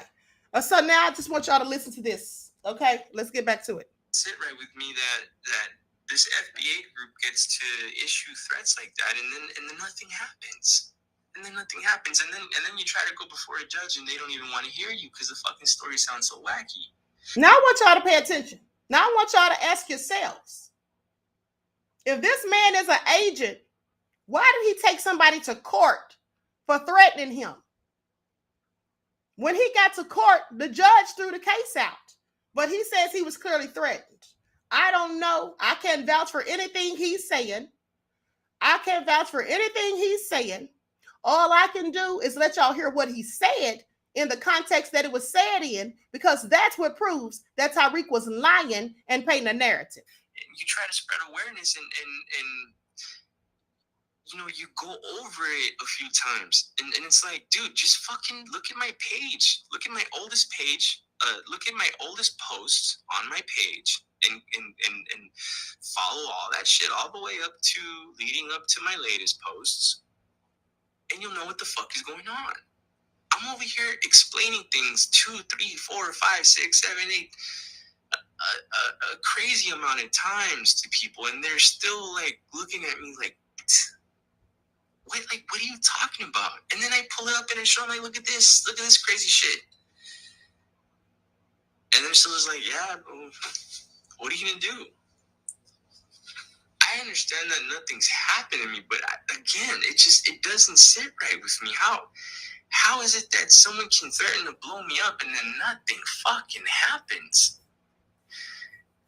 You know, they talk all this shit about us, how we don't want to forget what happened to our people, but they'll never let go September 11th. Right? It almost seems like that's all they fucking talk about. Remember September 11th. Now I'm going to fast forward to where he talks about Tariq. I've been denied home loans. Right? And we go back to what I'm asking for. See, you seen it. I'm asking for some help. Okay? If you're not gonna do the work, I'll do it. But don't fucking try to drag my shit down. Don't try to throw a monkey wrench in my shit. Because you have people like Tariq Nasheed that are doing the same thing. Why is it okay to our people? Why is it okay that a guy like Tariq Nasheed does what he's doing? But then when I try to do what I'm doing, because it's very different what I'm doing, okay? That fucking guy does nothing for anyone except himself. You guys are seeing my effort. You guys are seeing that I'm out there doing stuff. And what I'm promising you is that I'm going to continue to do stuff. And in order to do that stuff, we need some fucking money. That dude has a whole DVD box set of misinformation that is causing so much harm. I'm asking for one documentary. You know, could there be more? Sure. But just help me one. Help me make one to counter all the bullshit that's going on the other side. They're lying, and it's hurting us, and it's also hurting them. And here's the thing.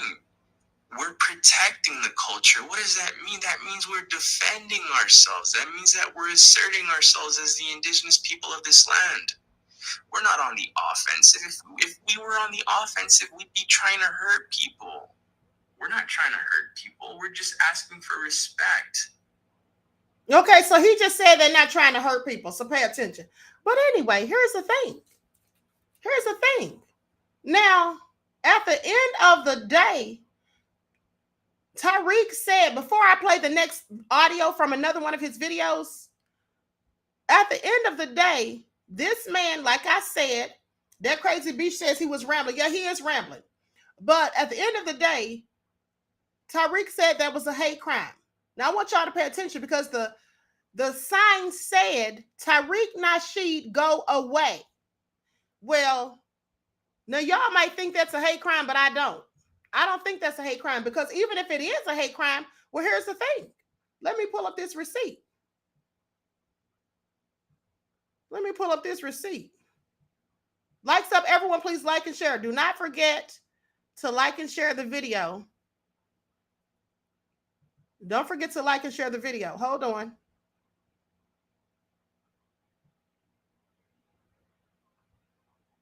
So if it's a hate crime, right? Then so is this. If go away Tariq Nasheed hashtag FBA/IDOS is a hate crime, then so is this. Y'all see that? Y'all see that, right? Let me zoom in. This is one of Tariq's minions. Robert Taylor told me weeks ago when I was disagreeing with Bussy Reek, he said, you spoke against FBA. Goodbye. Go back to your country. So if somebody telling Tariq to go away is a hate crime, well, this is the same thing. This is the same thing. Daughter of Oshun says, so he faked a hate crime to avoid having the rally. No, he's going to have the rally. He's faking the hate crime because people are coming after him. It's a whole bunch of us exposing him. And so now, instead of him saying that, you know, the best way for him to counter it is to try to say that we're all agents. Donna said, Queen, I've been saying this for years. Okay, thank you. What he's trying to do is make anyone who comes against him an agent. The same thing Wig did. Do you all not remember when I was exposing Wig with all those receipts? She kept saying agent behavior. They're agents. This is snitch behavior and all this. But in fact, when she calls out people, how come she's not an agent? When she calls out people, how come that's not snitch behavior? When Tariq does the same thing, how come he's not an agent? When he posted that dude Check's mug shot on Twitter, how come he wasn't an agent? I'm just saying. And even when I asked him about it to his face on Twitter when I was going back and forth with him, I said, how come every time someone says something about you're a wig, they have to be an agent? He didn't answer that. He deflected like he always does. Like he always does. Okay? But so, hold on. Let me show y'all something else. Now, I want y'all to pay attention to something because many of you probably didn't even notice this. But I'm about to make you notice. So, Tariq said that was a hate crime. It said hashtag FBA/IDOS. Tariq Nasheed, go away. Hashtag FBA/IDOS. First question. How did Tariq know that was put up at 2 a.m. in the morning? How did he know that? He may try to come back after viewing this video and come up with some type of plausible excuse and try to say, well, I knew because when I went home at 12 o'clock midnight, it wasn't there. And then when I woke up and went outside at 2 a.m., that's when I saw it. Or one of my neighbors called me and said they saw it. I want you to pay attention because Tariq said that his neighbors called him and asked if he and his family were okay. So you mean to tell me that your neighbors called to ask if you were okay because someone hung a sign that said Tariq Nasheed, go away. But those neighbors didn't call you to say, are you okay when somebody swatted your house a couple of years ago? That was all a fake, by the way. I just want y'all to know that was all done purposely to keep him undercover because he is an agent, period. So with that all being said, when the so-called feds came to his house with clipboards about a month or so ago, you mean to tell me his neighbors didn't call him then to see if he was okay? But they saw a sign that said go home and they needed to call him because they were so worried. Make it all make sense. And then if he's so worried about people doing harm to him or whatever, how come when he was in Atlanta a couple of weeks ago, he was all up in the Lenox Mall showing his location, sharing his location. Yeah, y'all know, family, they got metal detectors in Lenox Mall. Where should I go get something to eat, family? Where should I go get something to eat? Just dropping his location right after P&B Rock got killed and his location was dropped. Why would he do that?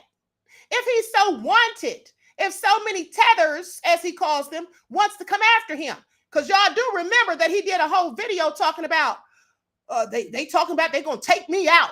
Nobody said they were going to take him out. They said they're going to take him down. And that's a whole nother thing. Taking somebody down is not the same as taking them out. But even if he thought they were going to take him out, why would you drop in your location, Bussy Reek? Make it all make sense. Make it all make sense.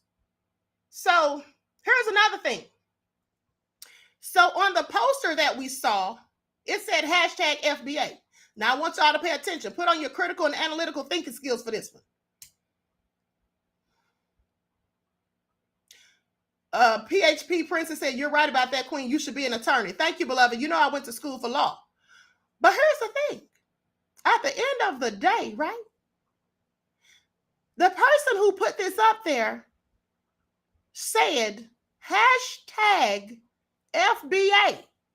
Now, I'm going to need y'all to pay attention, because if somebody is giving a whole hate crime, or they're, putting graffiti up that's intended to be hateful or to intimidate somebody, they couldn't use better words other than go away. They couldn't say F you. They couldn't say we gonna kill you. They couldn't say watch your back. They couldn't put no swastikas or nothing. They just said go away.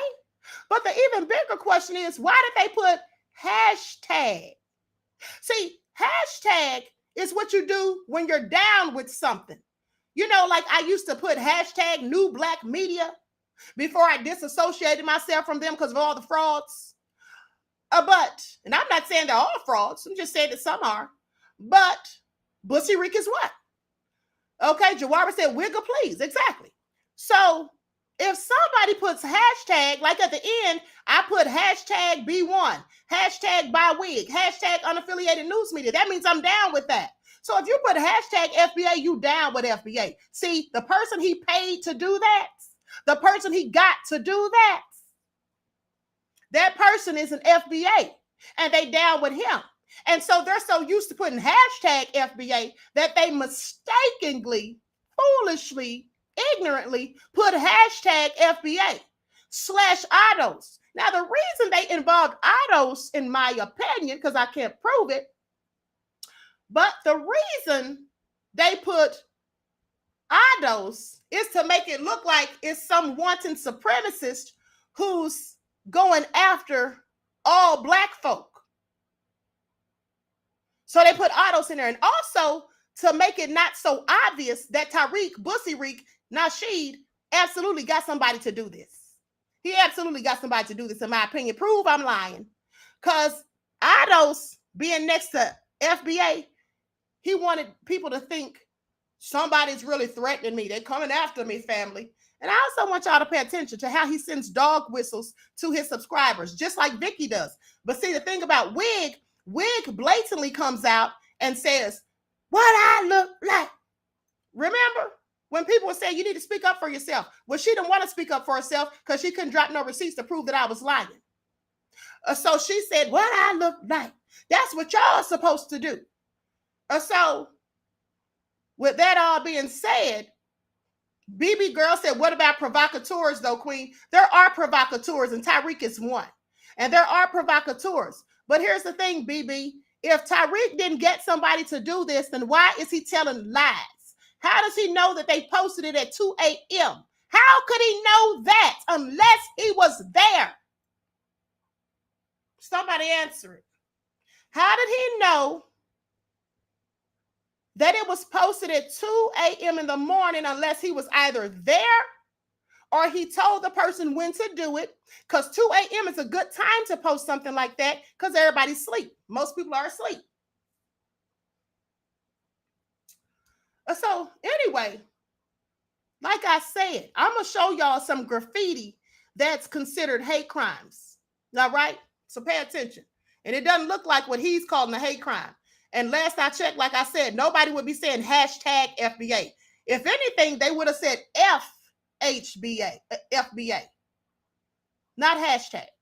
Hashtag means you're down with it. Okay? Hashtag, anybody talking greasy in the chat, click the link. Let me drop it again.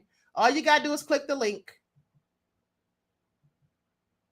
There it is. So now let me pull up some of these so-called hate crime graffitied signs that were absolutely posted by wanton supremacists. There's one. That's what a hate crime message looks like. That's what it looks like. Let me pull up another one.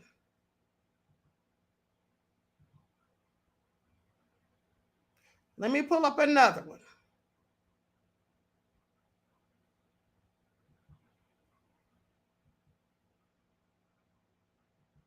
Likes up, everyone, please. Like and share. Don't forget to like and share. Hold on. I'm going through these receipts real quick.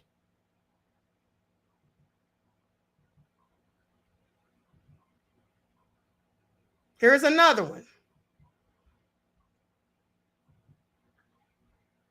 Yes, Jawara is right. Jawara said hashtag means you're promoted. Exactly.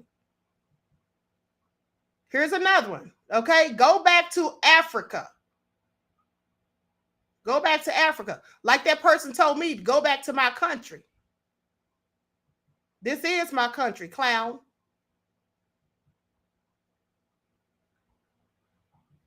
Let me delete these as I bring them up.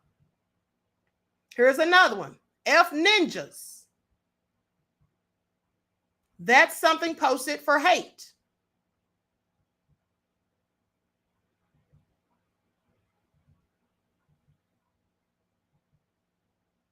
Here's another one. KKK. We already know.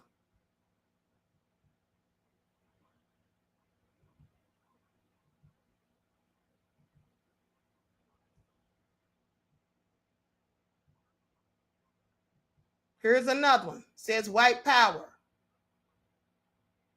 We hate. It looks like it says Negroes. So I'm just saying.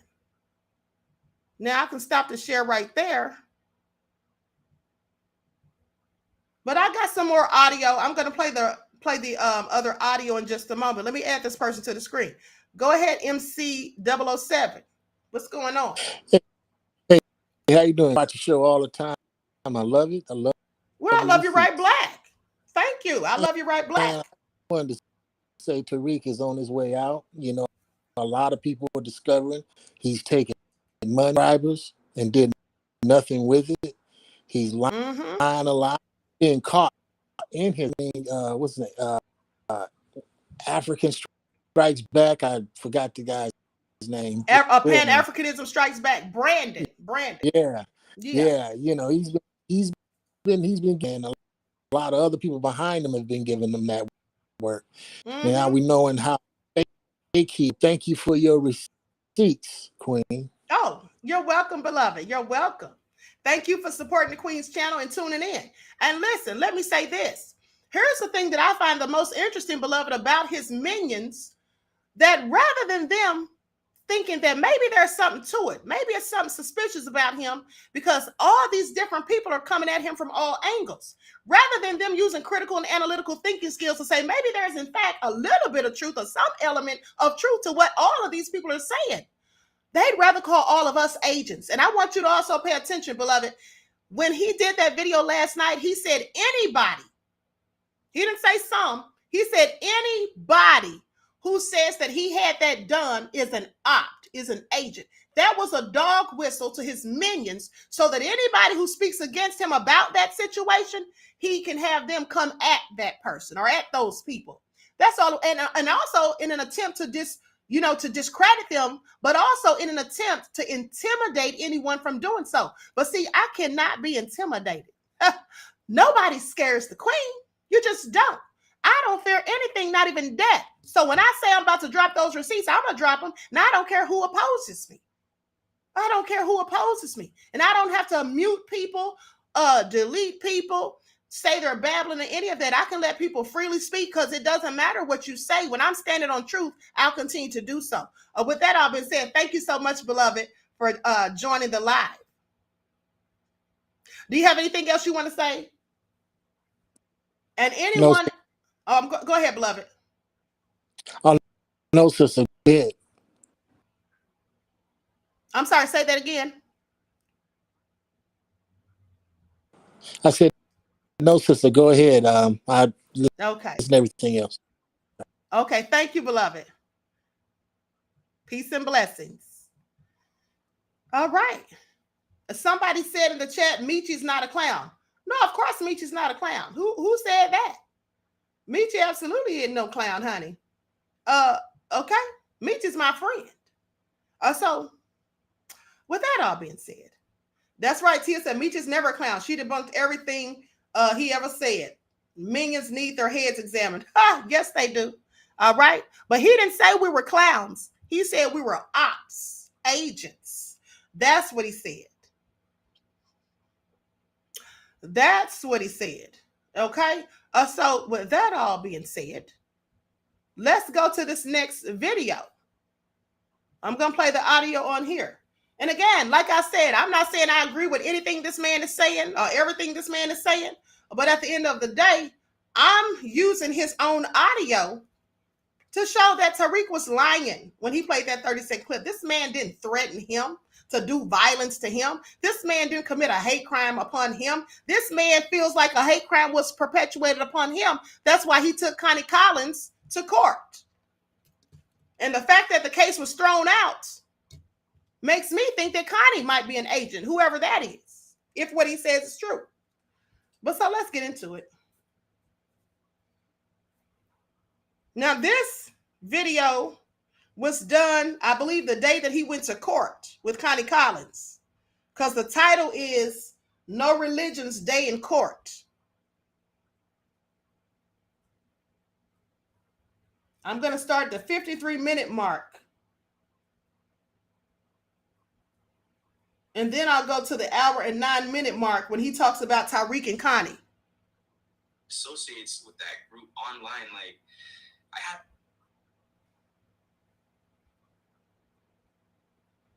around my wife and my son were there. So in the second clip, you see me walking back and forth. And so what I'm doing is I'm checking on them to make sure they're cool. Like, is my son like tripping? No, he's cool. He actually likes when I get hyped, and he's done that since he came out. Like, anytime he sees me get excited about anything, he starts laughing and he gets excited too. He fucking loves it. Maybe some of you wouldn't take your baby to. My baby's been to almost every single fucking protest I've ever been a part of.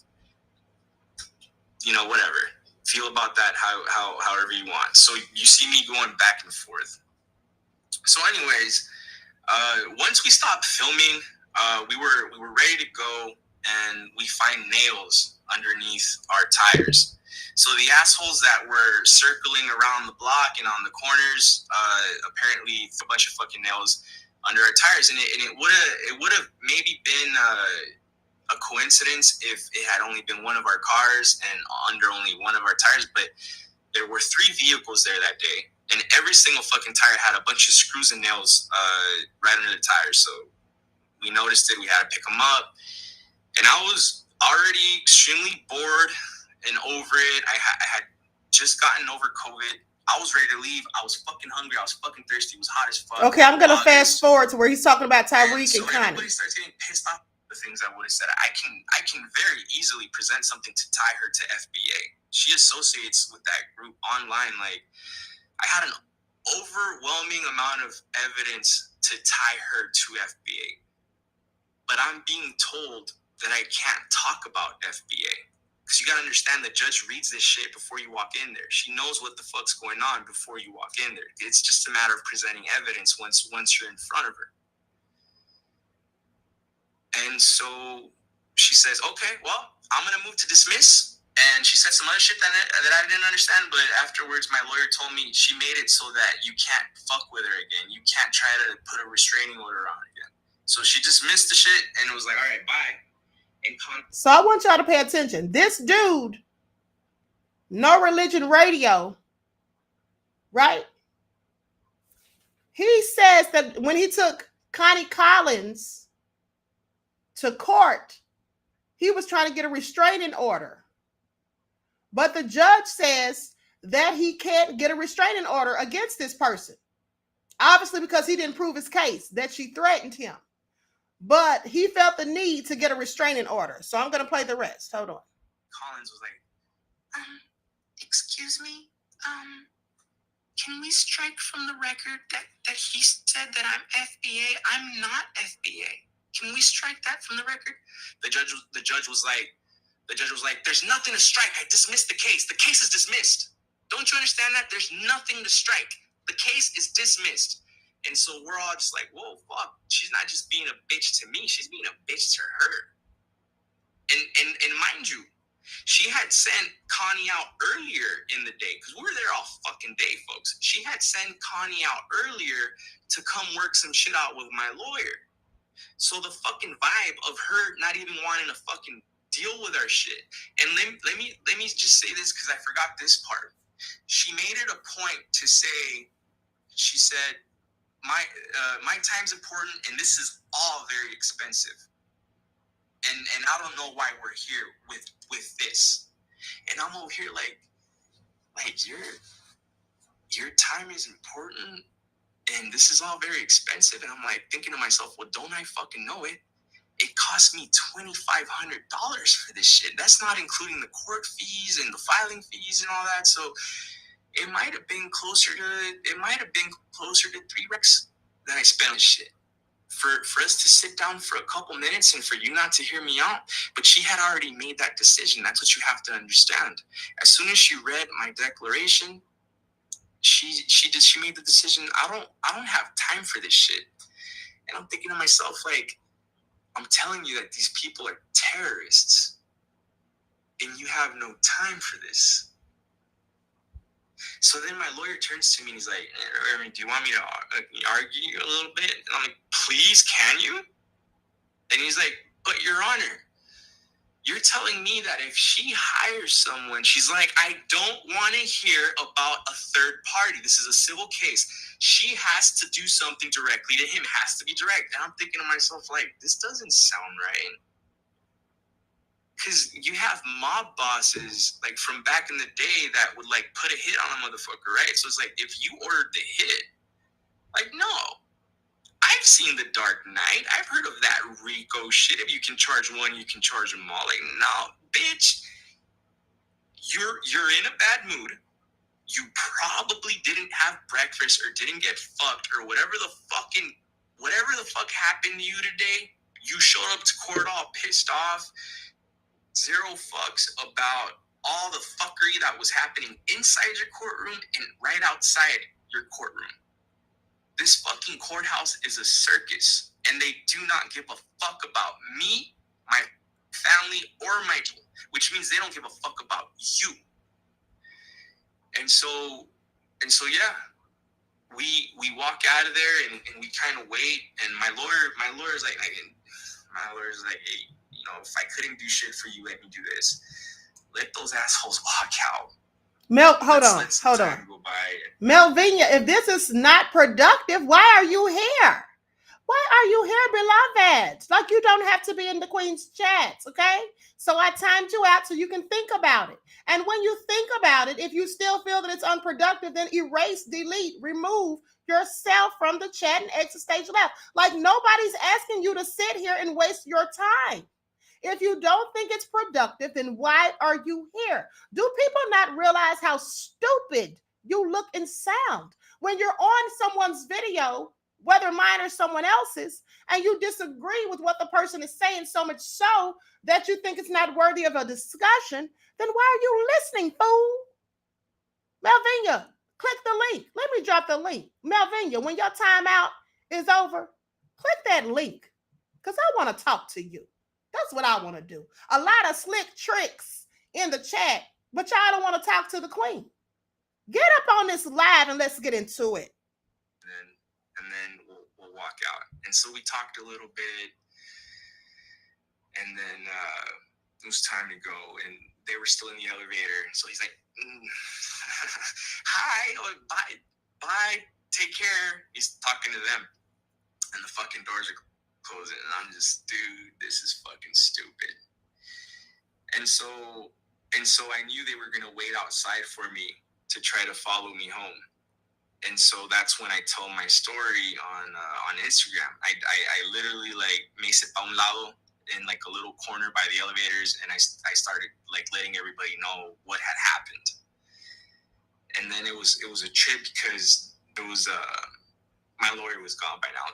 There was a man apparently that had just passed law school and gotten his bar card, and he approached me, and this was a black man, and he had an accent, so he was a black immigrant man.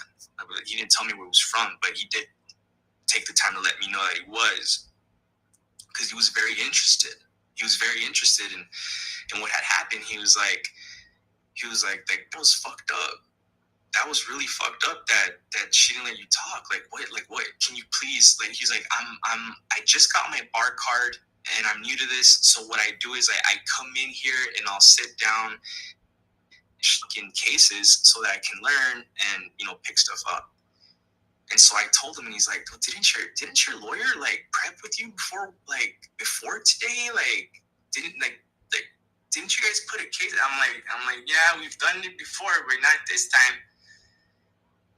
And so anyways, he made me feel really silly about my attorney who I had worked with before. I had worked with this company in Van Nuys. Like, they've won cases. Okay, I'm gonna fast forward to the part that I believe Tariq played on his live. Realizes that they are indigenous to this land.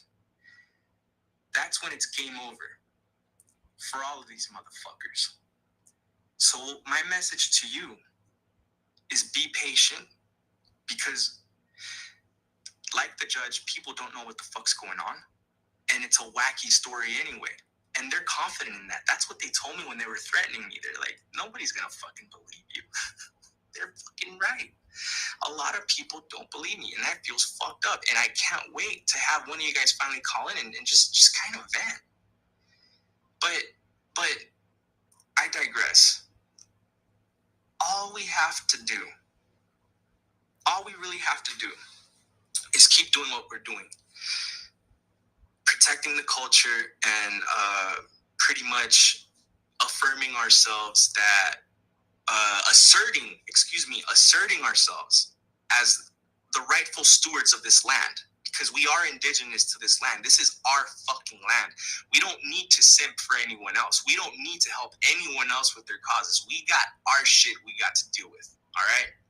But that's it. We just gotta have to keep working, keep protecting the culture, keep defending each other, keep helping each other, and that's it. I see somebody said something here. Those Texans were clueless. Why? I bet. Oh, okay. Hey. Keisha, I want you to click the link, beloved. Since you're saying this lady is for everybody who's against blacks. You sound stupid. Okay, you sound stupid. I already said that I'm not saying I agree or disagree with anything this man said. I'm just proving that Tariq lied. Okay? So don't sit there and try to paint narratives in my chat. Now, when you get out of that timeout that I just put you in, click that link or shut the F up. Have a good night. Have a good night. Yeah, I'm almost done, I promise. I'll just catch you tomorrow. Thank you very much for being present. You have a good night. Not Triskia. And Purepecha, that's good night. I have one more thing I want to talk about before we do the outro. Excuse me, this is the outro. There's a petition out there, and I don't want to ruin anything, because right now I've been asked to keep it on the down low. But there's a petition out there to relabel a certain group as something else, and it definitely pertains to us, and it's definitely going to be important to us. And the one thing that I want to say about that is, if you're a marshmallow and you make the decision one day that you want to be a chocolate, does a fucking petition give you the right to just change your label? I mean, doesn't whatever makes you like, what is it, mass or like whatever forms together these chemicals to make you whatever the fuck it is you are, whether you're a marshmallow or a fucking chocolate? You're telling me a petition can change that? That doesn't sound right to me. I think it's very clear. If you're a marshmallow, you're a fucking marshmallow. And if you're a chocolate, you're a chocolate. A petition can't fucking change that, folks. And with that, Okay, hold on. Before I continue, let me hear what King Messiah has to say. Peace, Queen. Can you hear me? I'm yes. Maybe have yes, bad beloved. reception. Great. Oh no, you're good. You're good. Go ahead. Okay. Yes, ma'am. This is my first time on your platform. I just want to kind of chime in really quick here. A lot of sorry I had you waiting. Ma'am. Oh no, you're fine. You're fine. I just wanted to really just chime in. The brother Rashad, who was throwing the event on the same day as Tariq, and Tariq was hating on brother Rashad. I just wanted to ask, like the audience, did it sound a little suspicious when the brother Rashad was explaining, be at the event, and even inviting Tariq to speak at his reparations the same day that Tariq was trying to get for his reparations event? Like, would you being in Tariq's shoes that may look a little fishy suspicious. Or a little? Yes. Would you agree on that? Absolutely. Okay. It was hella shady. But go ahead, beloved. Yes. I mean, that was one of the points that I wanted to make, because I thought I heard earlier you was like, Tariq was spewing division by kind of, you didn't use the word hating on Rashad, but you said he was kind of supporting Rashad in his event. And I just thought, I was like, No, beloved. No, that's not what I said, or at least that's not what I meant to say. What I was trying to say was that Rashad was supporting Tariq. Okay. That's what I meant to say. Tariq was absolutely hating on that man. And let me just say this too, and I'll let you finish. I absolutely think that the reason Tariq doesn't want to work with them, because here's the thing, his memes are so ridiculous to me. They don't even make sense, and they can't make themselves make sense. Because this man was literally, Jamal said he sounded like a big kid. Yes, he did. No, it's mine. No, it's mine. Let me have it. I was here first. He started talking about, well, it's a safety issue for me. I got to worry about the people and this and that. We got to know what's going on. The man already, and I got to know who's participating. The man already told him who's participating. And then the thing is this. The man told him that he follows him on Instagram or whatever, and he looks at him as a big brother, perhaps, or whatever, was being more than cordial and spoke to him like a grown man should, right? And then said, let's have a private conversation off of here out of Twitter. Tariq doesn't want that man, and this is just my opinion, that I feel like he doesn't want to do the reparations march with them. And that the only reason that he went on and made moves to try to get the permits that he claimed he couldn't get it first because he sent the wrong email or whatever, I think it's all about a clout chase. You see, he keeps on saying, and pay attention, he keeps on saying it's going to be historical. It's going to be a historic event. And so if it is going to be historical, he wants all the credit. He doesn't want anyone else to get any shine. So no, he doesn't want to work with them. And then he tried to discredit them by saying that they're agents and ops and all that, trying to usurp the movement. But then when the guy confronted him in that Twitter space, because I heard it, he said, oh, it's not me. It's other people saying all this stuff. It's not me. Nigga, it is you. All right? It is you. You are the one that was trying to do all of that. Okay? Miss me with it. He's the one that started it, and his minions just followed suit and started saying what he was already saying. That's just what it is. They started saying, as they often do, mimicking his talking points. But go ahead, beloved. Oh no, yeah, you make sense. Like I said, you definitely make sense with that, and I out of it. I just like I said, I'm new to some of the points that you make, so I'm not going to chime in on what I just don't know. Like the banner, you feeling like as if the banner that he put that way was something that inside job. I personally feel like that may be a slight reach. Tariq minion, I support everybody that's on righteousness, but right. if that right slight reach to say that the man would orchestrate, I just think he's at a level in the game where he does things like that. But maybe I'm wrong. I don't have for him to post go home or whatever, we don't want you here, whatever it said. I think that's a slight reach. But you and I do support Tariq to an extent of, you know, I think he does. Yeah, absolutely. Absolutely. You know, that's fine too. You know, and personally, and who, like, I don't know another like white supremacy to that level. And the caller that you had, not the caller, but the recorder, he was like, I'm trying to show y'all that something is a terrorist group. I think he was referring to FBA as being like a terrorist. That's what I heard in the recording you just played. Yeah, and let me say something about that too. Go ahead. Let me say something about that too. He did say that because that's why he took Connie Collins to court. He said that they gave a bomb threat about blowing him up. And I think the people at 106, Power 106 or whatever it was, that's what the whole court case was about. Yes, he did say that he thinks they're a terrorist, but he also said, and you all can go to his channel, I'll drop the link. But what he also said, like I said, I don't agree with, you know, basically with the stuff he was saying, everything he was saying or whatever. I don't know this man. I'm not vouching for him. I'm just saying that Tariq was using that 30-second clip to paint a narrative, because that man said also that when he says FBA, he's not talking about all black people. He's talking about those people that's following Tariq. I said myself that they're a hate group, and I mean that. Okay, because if they're going to tell me, a black person, to go back to my country when this is my country, okay, they're going to tell me because I disagree with Tariq. They said I went against FBA. But Tariq isn't their leader. The code is the leader. But how come it's that everything is only whatever Tariq says? That's all I'm saying. So, yeah, he did say that. But continue, beloved. Yeah, and I'm not going to take too much of time. I appreciate the FBA. I mean, we have to be clear. FBA is simply a lineage. And I think if we stick to that, no, FBA, beloved, FBA is not a lineage. Y'all need to stop saying that foolishness. It's not a lineage, and I'm gonna tell you why. Let me just explain to you why it's not a lineage. It's no more of a lineage than African American is that Jesse Jackson made up in the 80s. Okay, it's not a lineage. You see, a lineage is something that you were from the beginning. Okay, it's not a lineage because he just made this up a couple years ago or whatever. At the end of the day, it's also foundational black Americans. Your ancestors in slavery, your ancestors during Jim Crow didn't even call themselves black, and neither did mine. Nobody started calling themselves black until around the 60s. And James Brown was talking about, say it loud, I'm black and I'm proud. So if they weren't even calling themselves black back in the slave days, back during Jim Crow and all that, how is that your lineage?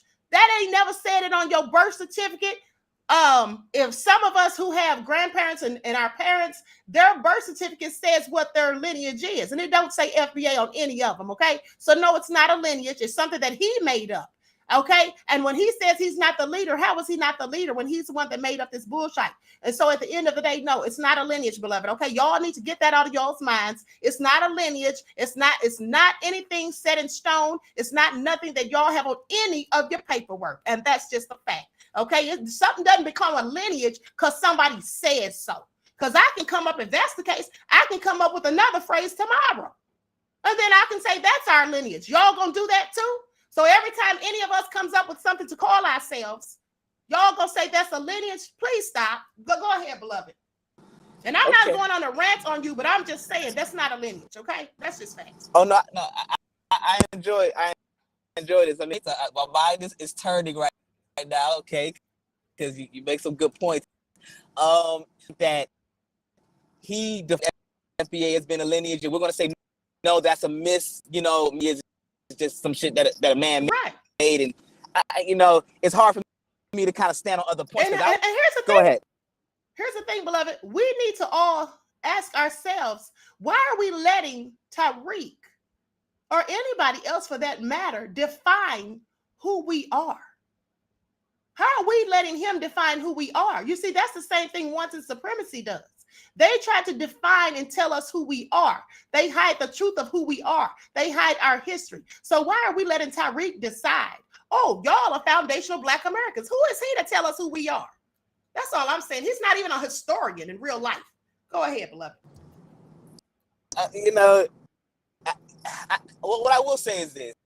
In America, because of whatever needs you, I don't know what we call them, but the African Americans, whatever we want to call them, there is, if I don't look at Tariq as being somebody who defined, I think he's a part of the movement, the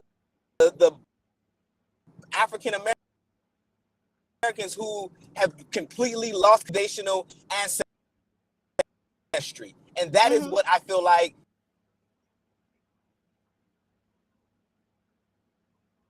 is going on right now with come support greatly. And there is lineage. I don't know what we want to call it, but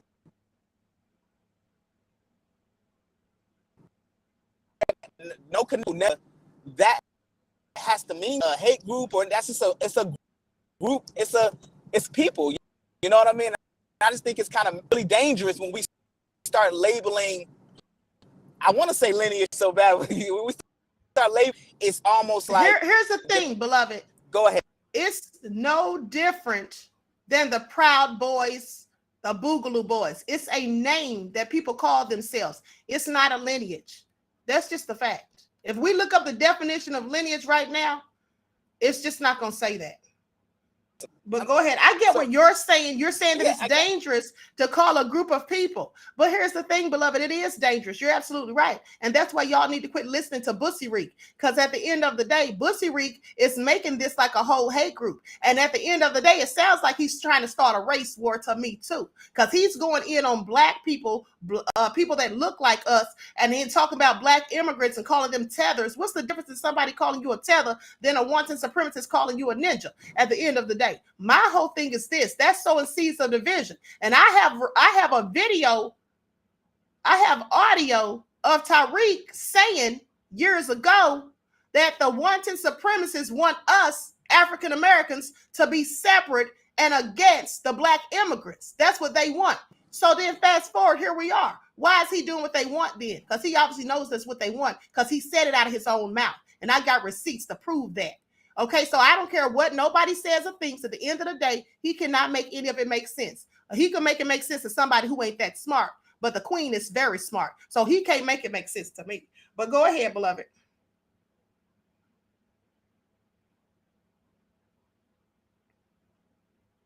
Go ahead, beloved. I think you're muted.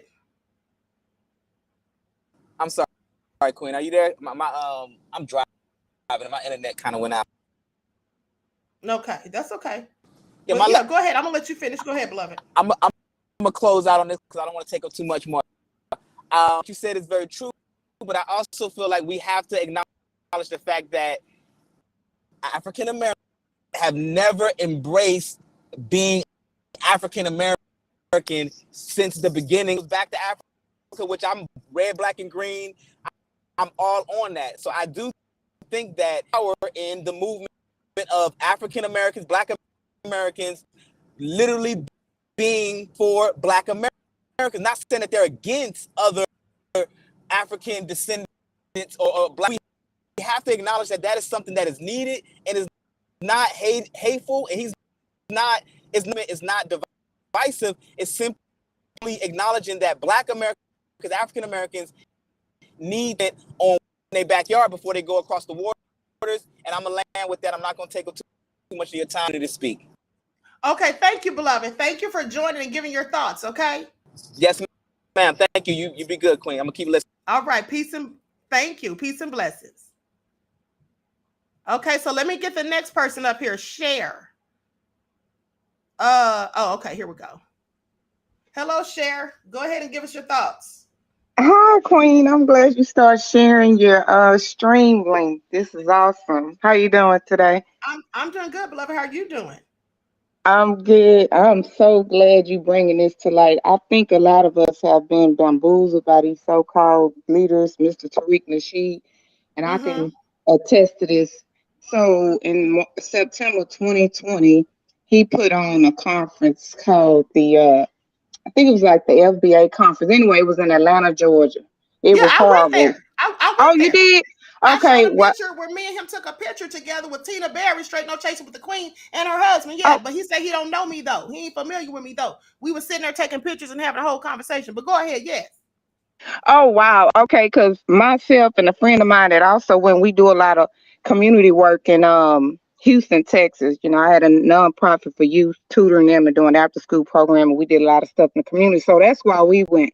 So the whole conference was a finesse, and then I'm gonna get to the point what you all stating. It was a finesse, honey. It was a total finesse. steal. So you had a VIP ticket. Me and my friend didn't have a VIP ticket. We were sitting in VIP. So the VIP people were upset and cursing, mad at Tariq. Tariq was hiding in the back. Okay, Yeah, the he whole time. was. You had another guy. They brought him on stage because he had paid $10,000 to have one of the lead booths, I guess, outside, and they gave his booth away. It was no food there. No One little food. company selling drink. I mean, it was horrible, but the line was wrapped all around the corner. He had his cousin And Jerry and beloved, up 2 people working. and we waited outside for like 2.5 to 3 hours before it didn't get started on time. We waited outside for almost 3 hours. Well, remember, it didn't start, Queen, till about 5 o'clock.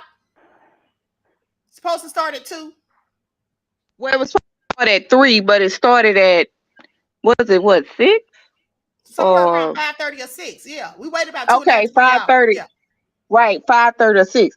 But remember, the conference was supposed to be us coming together, lawyers, maybe people who were in the insurance industry, maybe people like myself that was doing stuff in the community that had resources. None of that happened. And then he promised that this would be an annual event. Well, he know the event ran horrible. And shout out to Brother Ron Hurd, because he was the only honest person. I'm not saying you didn't do it, Queen, that called out that conference as a finesse and called out what it was. Because he got back online literally the next weekend or weekday and said it was awesome. No, it was horrible. So what I'm He did saying, say it was awesome. Lies he told. well, that's why he won't bring people on to tell the truth about it. But anyway, that was all a finesse. It's like they're and you say he talked about the oath keepers and all these, but he's doing the same thing that they're doing. And I'm not saying the oath keepers are wrong. Every group can do whatever they decide, whatever they believe in and they stand for, that stay right. Even the people with January 6th, a lot of us, we knew that election was stolen. Okay? That election, and I hope Let's not talk about that, I beloved, because we I don't want know. screw tube. You know how screw tube is. Yeah, you know how they gonna do. But he took a movement from what is Antonio? Ados, and he flipped it on his own. Well, that wasn't right. You co-opted their movement, and we are all. He say foundational God. Well, my family is Indian. We are Choctaw Indian. My dad and my aunts would always tell us we were already here. So for him to push that and let them allow us to keep labeling us from Black to African Americans, back from Negro and all that. So we just are people walking around with identity that they're deciding to label us. You can't do that with no J person, with the W at the end. You can't do that with a German, a Frenchman, a Canadian. They will not allow you to rename their race. That's So right. if we all supposed to be together and work together, what is wrong with him working with the brother that's starting the reparation movement? We have a guy down here in Houston who is also pushing the reparation movement. Why not join all together? Why keep calling it division? Because he's the op, and he's profiting it off of his money from it. He's making money off of it, but you won't call yourself a leader. Well, Dr. King didn't do that. Malcolm X didn't do that. It was for the whole of the people. So how is he better than anybody else? He ain't. So, and he ain't no better than anybody else. You're absolutely right, beloved. And I'm glad it's all coming out, and we need to support people like you and the other people who are actually telling the truth and who are actually boots on the ground. Have you seen Tariq be boots on the ground about any issues that we're having? No, absolutely Okay, not. that's what I thought. And I'll end on that, Queen. Keep doing what you do. Y'all, let's keep supporting the people who giving us the truth and exposing these fake YouTubers or whatever social media pundits just to get a bag and not to help us. That's right. Thank you, beloved. Let me tell you something. I absolutely love it when our people have critical thinking skills and think independently, free of thought, and don't let me or anyone else influence their thought. And you all come to the same conclusions, which is what any smart intellectual person with common sense and critical and analytical thinking skills and uses them, what they would come to. So thank you, beloved. That was very well said. And I want to thank all of you who came on here and expressed your thoughts and opinions and who absolutely see past the sham. Okay? All of you who absolutely see past the sham. Now, hold on for a second. Because here's the thing. Hold on for just a second. Let me see something here. Everyone, please get those likes up. And while we're doing this, hold on. While I'm trying to find my spot, let me have a word for my sponsors, okay? Over at beautifulheartsapparel.com, where they wear their hearts on their sleeves. Hearts Apparel. We wear our hearts on our sleeves for a fit that's comfortable and stylish. Be confident. Be bold. Be you. Beautiful Hearts Apparel. Wear your heart on your sleeve.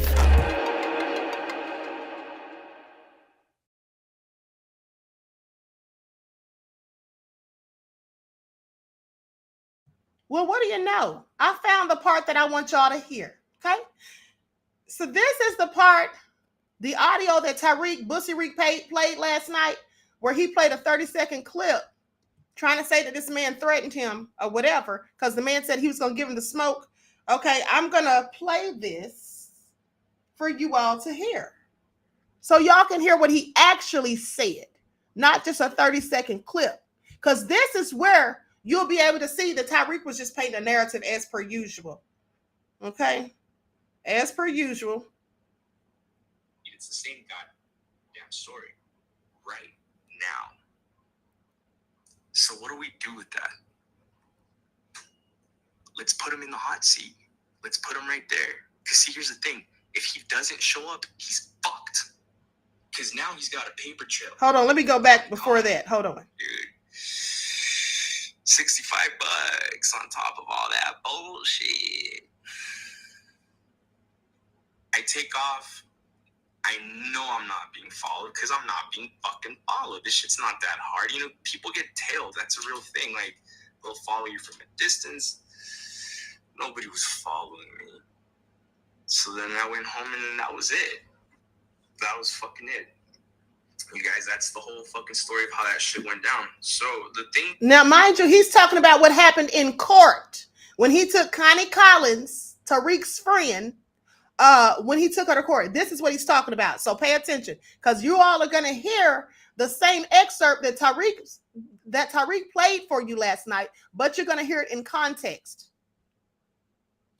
That we learned is how that's going to go down. So now what I'm thinking is there's only two of you on here.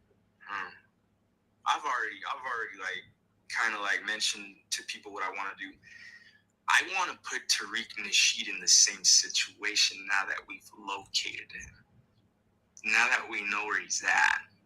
The biggest fucking wobble there is, the biggest piece of shit that's erasing our people and causing harm through others, right? Because he's a little bitch, so if he'll talk shit and convince some other fucking mindless idiot to go do it, right? We know where he's at right now. So what do we do with that? Let's put him in the hot seat. Let's put him right there. Because see, here's the thing. If he doesn't show up, he's fucked. Because now he's got a paper trail. Connie Collins and the declaration and the shit that got dismissed. If he doesn't show up, that restraining order is going to be automatic. And he's going to have all the shit that... All I got to do is copy and paste the same declaration from fucking Tariq Nasheed. It's the same goddamn story. So then that's going to be on the record. That's going to create a paper trail. That's if he doesn't show up. Now, if he does show up, I'm not going to be alone. And maybe some of you are going to be with me. And what are we going to be able to do? We're going to be able to give this motherfucker all the smoke we got. Because let's remember, once we're done with him, we got to go after the social media companies. After that, we need to go after law enforcement. And then after that, we need to go after that fucking piece of shit court that didn't want to hear me out. We got to get media attention, people. And I've organized... I personally organized some actions for demonstrations, whatever you want to call them. Okay, so let me just say what he was talking about. So he said he wants to get Tariq in the same position. And by that, he means the same position that Connie Collins was in. He wants to get a restraining order against Tariq. Now, he said that all the judge has to do is copy and paste the same declaration order. And if Tariq doesn't show up, he's going to be effed, because then the restraining order will automatically be issued. So he wasn't talking about coming for Tariq because they know where he is. He was saying that they can file that paperwork against Tariq because they know where he is. Because if they have his address, they can have him served. And if he doesn't show up after he's served, the judge will automatically issue the restraining order. That's what he was talking about. So Tariq sat up there and lied and played you all just a 30-second clip just to try to paint a narrative and make himself the victim and act like he's the one being threatened, when in fact this man obviously thinks he's being threatened. Now, I don't know if he is. I'm just telling you what he said. And I'm just playing it so that you know that Tariq absolutely lied and took it out of context or tried to paint a narrative. That's what he did. Okay. And so with that all being said, when he made the comments, I'm not going to be by myself, some of you will be with me, he was talking about in court, because he was talking about Tariq not showing up to court and getting in the hot seat, which will be the witness stand. Okay. So hold on, Tony Curtis. I'm sorry. El Nicole says, oh, wow, that's crazy. Miss Hotel says, woo, child. Okay, exactly. So listen, I'm going to show, add this other person to the screen. All right. Leonard says, damn, and got popcorn. Okay, so hello, BX. Go ahead and share your thoughts, beloved. Hey, Queen, can you hear me? Yes, how are you doing? How you doing, audience? Grand Rising. I want to say your condolences for my brother. You know, I lost my brother, and you sent your condolences to me. You know, I'm a part of your fan page. Absolutely. You know, you and Michi are my girls. I love what you do. My mom adore you. Thank you know, you. it's just Thank you. This is your house over here. Shout outs from Miami. And you know, the thing is, and this is a serious matter. You know, I have a friend that purchased a ticket for this particular flight, okay, to go to DC on the 5th. Okay. She found out that that particular rally is supposed to be done by Tariq, and was very disappointed. But you actually have people, what we're not talking about, have spent $300 and $400 to fly to these places, and now they're saying if it's for Tariq, they don't want to go. Because I feel Tariq, you know, he always talk about the LGBT community. You do have us LGBT community guys have foots to the ground. Because I'm black first, I'm always going to remain. And that's to Tariq. I'm a black man first. I got more heart than you do. You understand? That's right. We got boots to the ground. And it's on a spiritual level, every level, I'm a black man. Okay? That's right. Trust me. I don't believe in the LGBT movement. That's not my movement. I'm black. Okay. Well, like you said, I'm melanated. And at the end of the day, you got people spending money, Queen. And it's pretty sad that we have these people out here playing with our emotions and, you know, playing with people's feelings in their pockets. You got people that's taking this thing really serious. Yes. How you feel about the ones who spending money? They don't want to go to Tariq thing because they know his shirt's going to be hung up everywhere. He's going to be trying to sell those. It's going to be selling Ogun juice spray. He wants to make this thing out of a... Not Ogun juice, but hey, why he's selling Ogun juice, but he don't like black immigrants? Pay attention, but go ahead. He'll make money off of them, though. That's what I'm saying. But he's making something... He's making this out of a joke when it's not a joke. We are just do. Our ancestors bled on this land, okay? I take that very seriously. And I think that he's playing too much. You know, we need to get rid of those type of Negroes. We need them out of, I don't know why our people follow these people. You know, I even look at that side-eye listening to Michi at Jason Black. It's time for you to come behind that screen and show your face, brother. I'd like to see it. I want to see it too. This been over 10 years. I want to see it, man.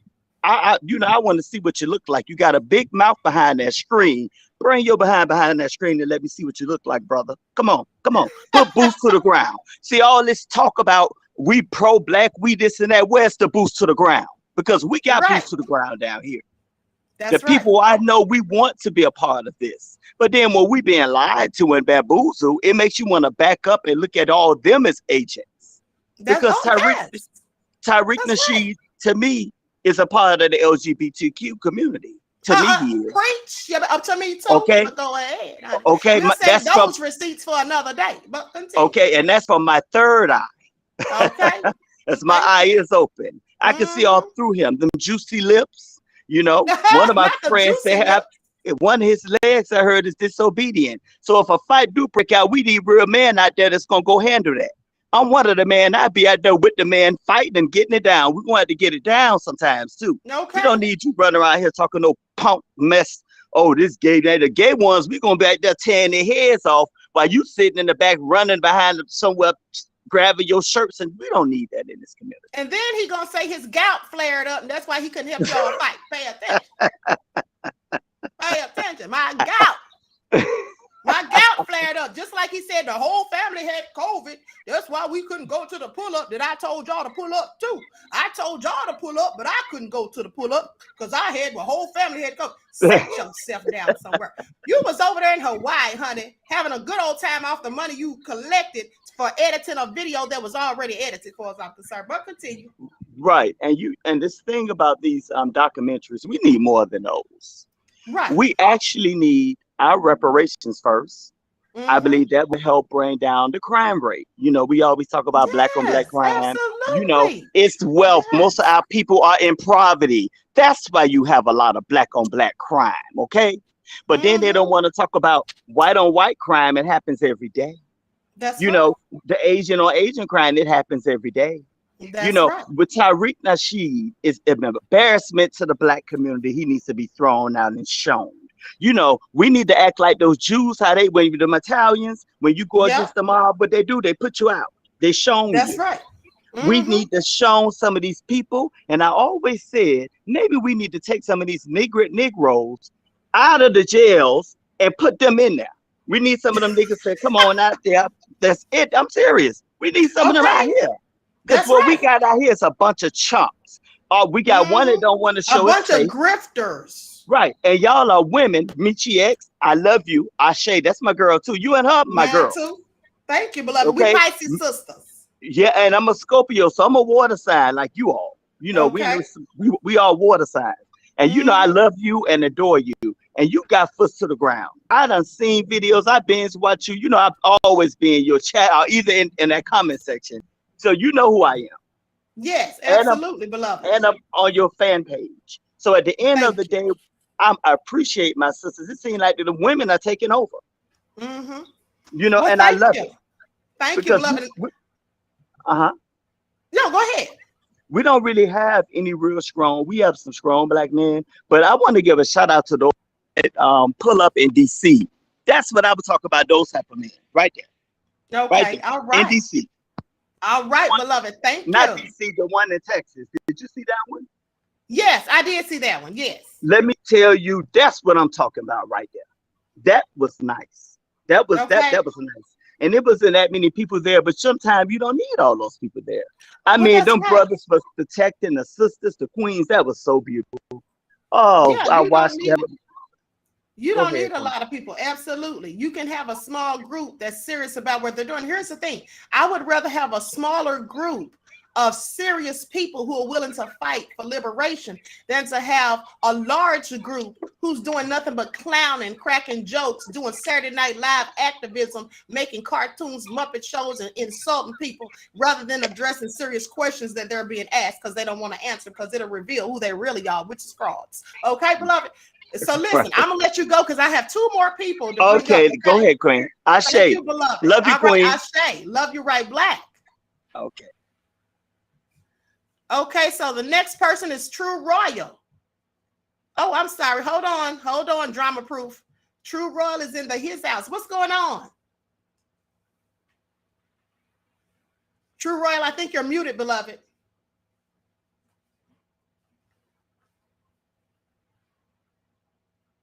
True Royal. Can you hear me now? Yes. Hey, beloved, how you doing? I'm doing fine, my queen. It was just a couple of statements to make.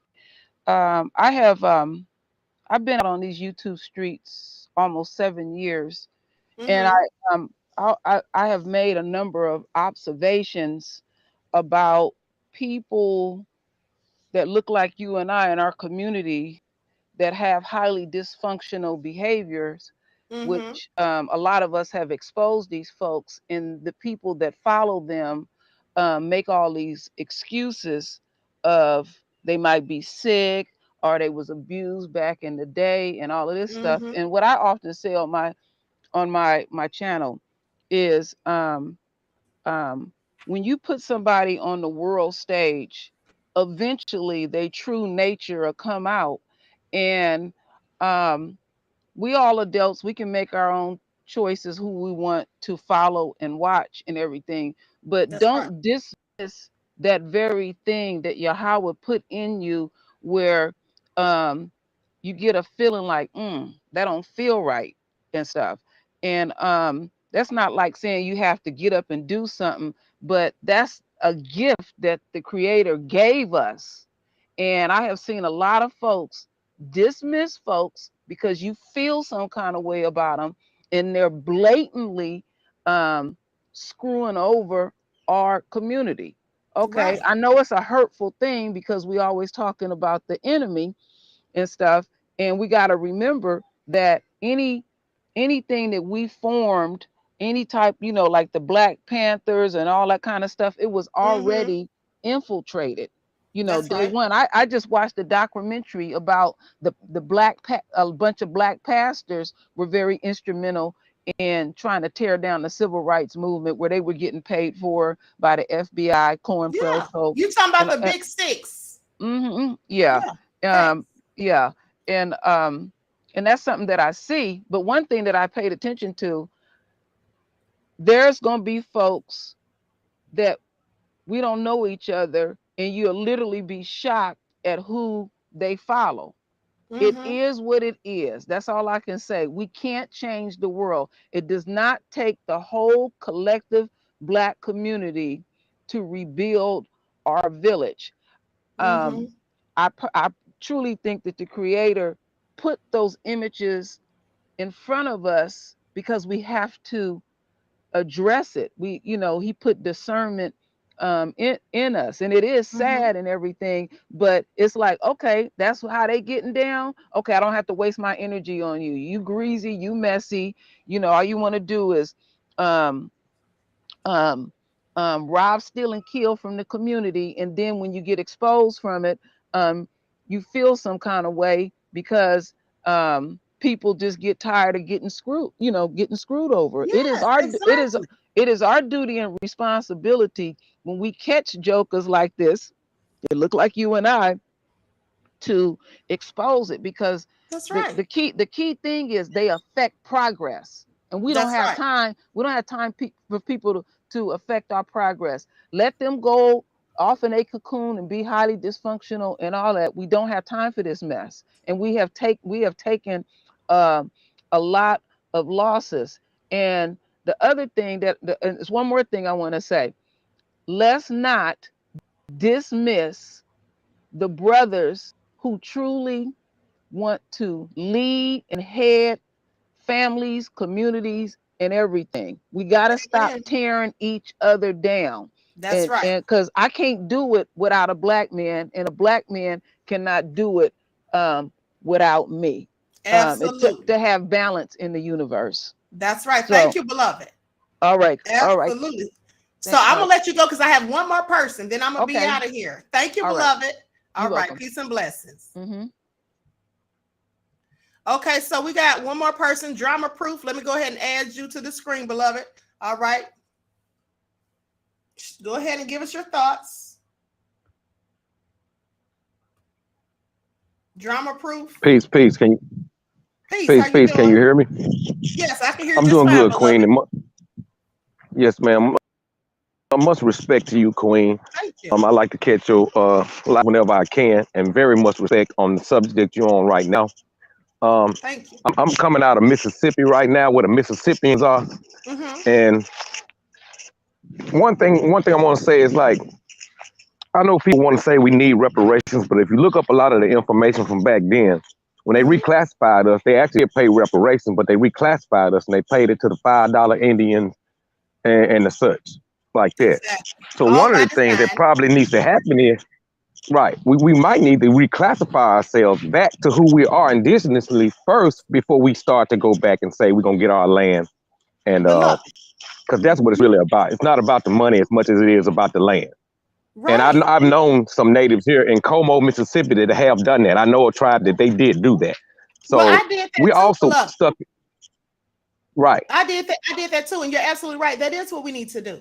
But you see, I was telling people this, but Tariq was coming behind me subliminally, never saying my name, saying, "Oh, Right. these people that's telling y'all to read Black's Law Dictionary and telling y'all that you need to change your status and this and that, they just copping out and all this and that and the third." You understand what I'm saying? But go ahead, beloved. You're absolutely right.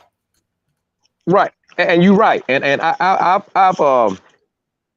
how can I say this? Well, I guess I just the right way. I've been watching these clowns for so long it don't make no sense. And I watched those clowns for so long. It's not just him. It's a lot more clowns because they're not doing anything.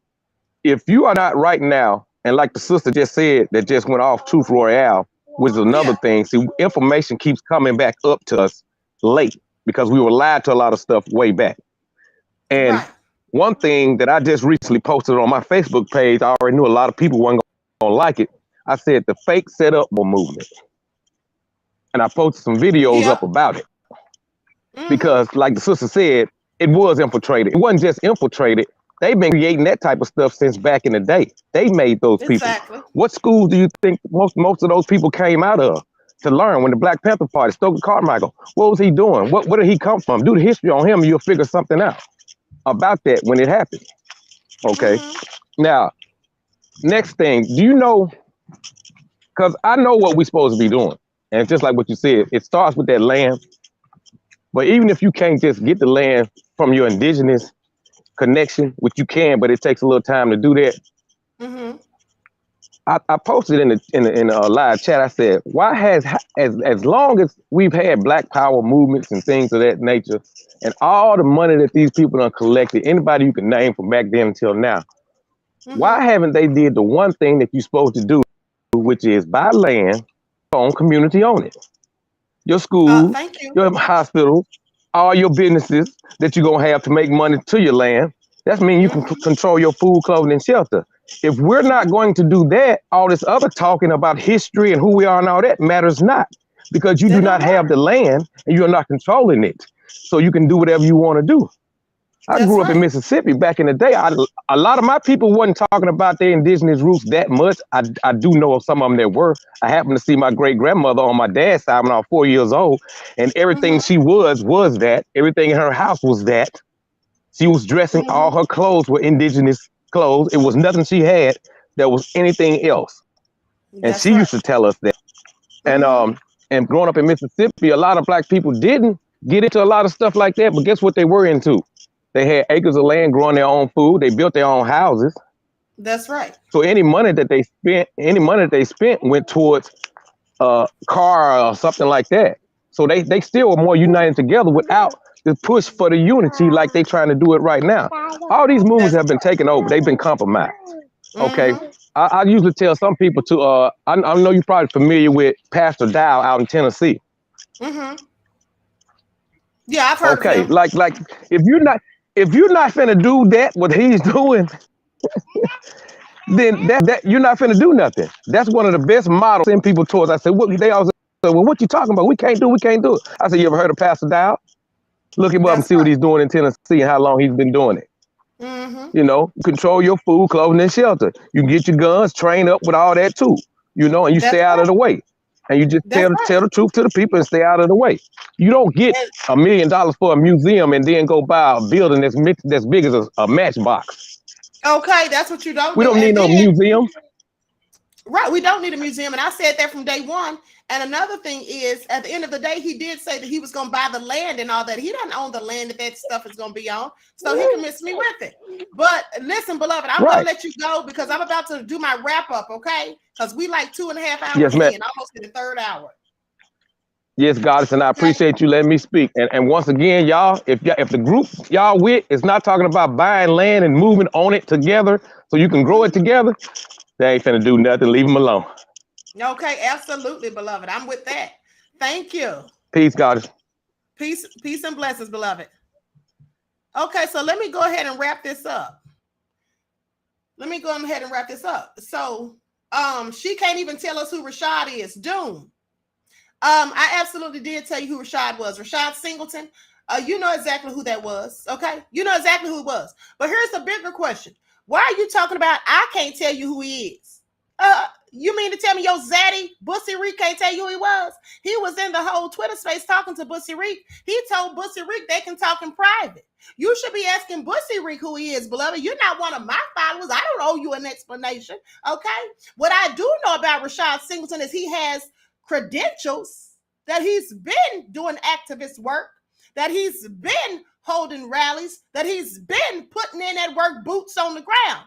That's what I can tell you. Now, despite what your zaddy done told you, trying to act as like he's a whole agent, when the man came to him as a brother, trying to get another brother to work with him in unison, in concert, on one accord, to help all of us work towards reparations and liberation. But your zaddy didn't want to do so. He'd rather sit there and try to discredit anybody whom he fears will take some shine away from him. So you can miss me with it, boom, or doom, whatever you call yourself. All right, sit on down somewhere. Now, with that all being said, let's do the wrap up because I'm about to be out of here. All right. Some people is mad and sad, and I don't really care if your feelings was hurt. You shouldn't have tuned in because you knew what it was when you saw the title and the thumbnail. All right, miss me with it. At the end of the day, another thing is this. Let me just play a little excerpt for all you Bussy Reek sympathizers. All y'all and for the person who said that I'm causing division and that I go against black people, you sound so stupid. I'm absolutely for black people. Let me say this. When I heard, you see, I wasn't even going to do this. I was going to fall all the way back and leave Bussy Reek alone. But then when somebody sent me the video that Bussy Reek did last night, and I heard him say that anybody who speaks against him and says that this is not a hate crime and that he paid somebody to do it. First of all, here's the question you should ask yourselves. Why would he think or even assume that somebody was going to say that he paid somebody to do it? That's because he did it. Because when that person threatened me, and I played the recording, I didn't say if anybody says this person didn't really threaten me or I paid them to say this, they are up. I didn't say that. It never crossed my mind because I knew it was absolutely true and authentic. Bussy Reek knew he was lying. That's why he said that. He was trying to counter any opposition that came against him. That's what he was trying to do. But when somebody says to me, that I speak against black people, I absolutely speak for black people all day, 24/7, twice on Sundays. Check my resume, okay? I think you've seen the stories that I've covered about missing black women. And I've had people on here to talk about murdered black women. And I've covered stories about missing black teens and all of that. So please don't go there. I talked about, harvesting of black people's organs and all that stuff. I've talked about human trafficking of our people. I give you lifelines. I've been telling you all since Thanksgiving Day of 2020 about the impending famine that's being manufactured and how we need to be saving food, non-perishable food items, and storing water, getting weapons and ammunition, making sure they're cleaned, making sure you know how to protect and defend yourself and your loved ones, making sure that you know how to handle your guns and all of those things. And I also said I don't condone violence unless it's in defense of yourself. I said all that. So please miss me with it, haters. All right? But so I'm going to play this before I close out. This is from a video that was done by Dane Calloway. And what you're about to hear is Bussy Reek himself. This is Bussy Reek talking. Pay attention.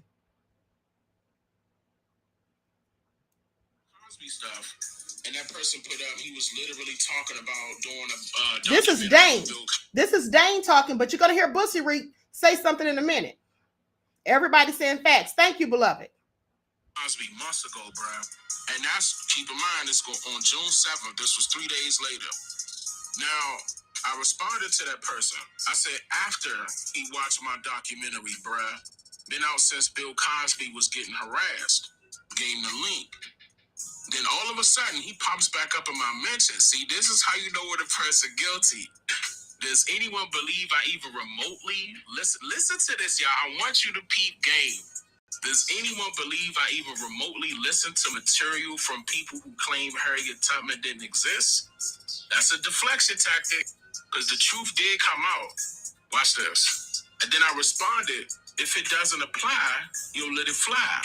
But you can't, because you know it's the truth. Then you make sure to add in some deflection statement, hoping to take the heat off of you for being a copycat. You're still running scared from an intellectual debate with me for that reason. He didn't respond to me, but somebody responded to me and said this would be a good debate. Then he responded to that person saying, who debates nobody's? Person responded and said, I'm just saying, I schedule to watch that with the fire emojis.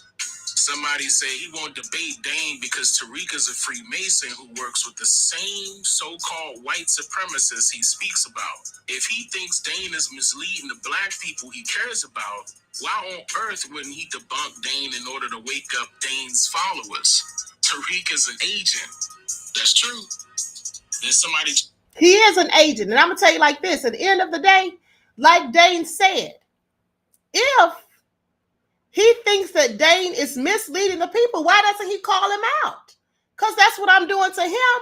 That's what I did to Wig. If I feel like somebody, that's what I did to Young Pharaoh, Brother Polite, Grandmaster J. The list goes on and on. If I feel like you're misleading my people, I'm going to call you out. I don't care who you are. I don't care what status you think you got. I don't care how many followers you have to try to troll me or whatever. I'm going to do it. Okay? So anyway, with that all being said, but hold on. That's not even what I want to play. Let me go down to the 59-minute mark.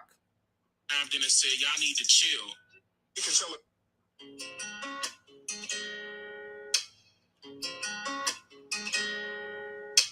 Skull shaver, the power of a smooth, clean shave in the palm of your hand. The Pitbull Skull Shaver. The attitude. I even wrote a book on the game, man. I got a book. I'm one of the 5 pimps in history to actually have a book about the game.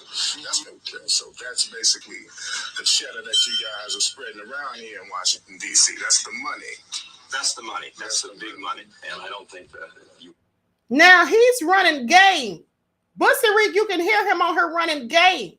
Who's he running the game to? Wanting supremacy. That's who he's talking to.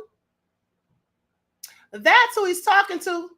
So who does he think Harriet Tubman was then, says El Nicole. Listen, that's beside the point. I'm not here to debate whether or not Dane Calloway thinks that Harriet Tubman is real or not. We're not really talking about Dane Calloway, so please stop deflecting Tariq minions. What we're here to talk about is Tariq. Okay, now I want y'all to hear what Tariq said. Okay, I didn't say I agreed with Dane one way or another, but he said, I'm one of the 5 pimps in history. This is what Bussy Reed said. Now, he thought this was something credible, that this is something to brag on. I'm one of the 5 pimps in history who wrote a book about the game. Sit down somewhere. And he's telling this to, this is who he's telling this to. This is who he's telling this to. This is who he's telling this to. Miss me with it. But hold on, let me skip forward. Mind you, our people are the... And I don't play... Hold on. ...the role of a comedic pickup artist that can only teach the game to prey on women. This is who he's telling this to. Another Brad. To white people for entertainment. Anybody can say there's a pimp. I go to... This is who he's telling this to.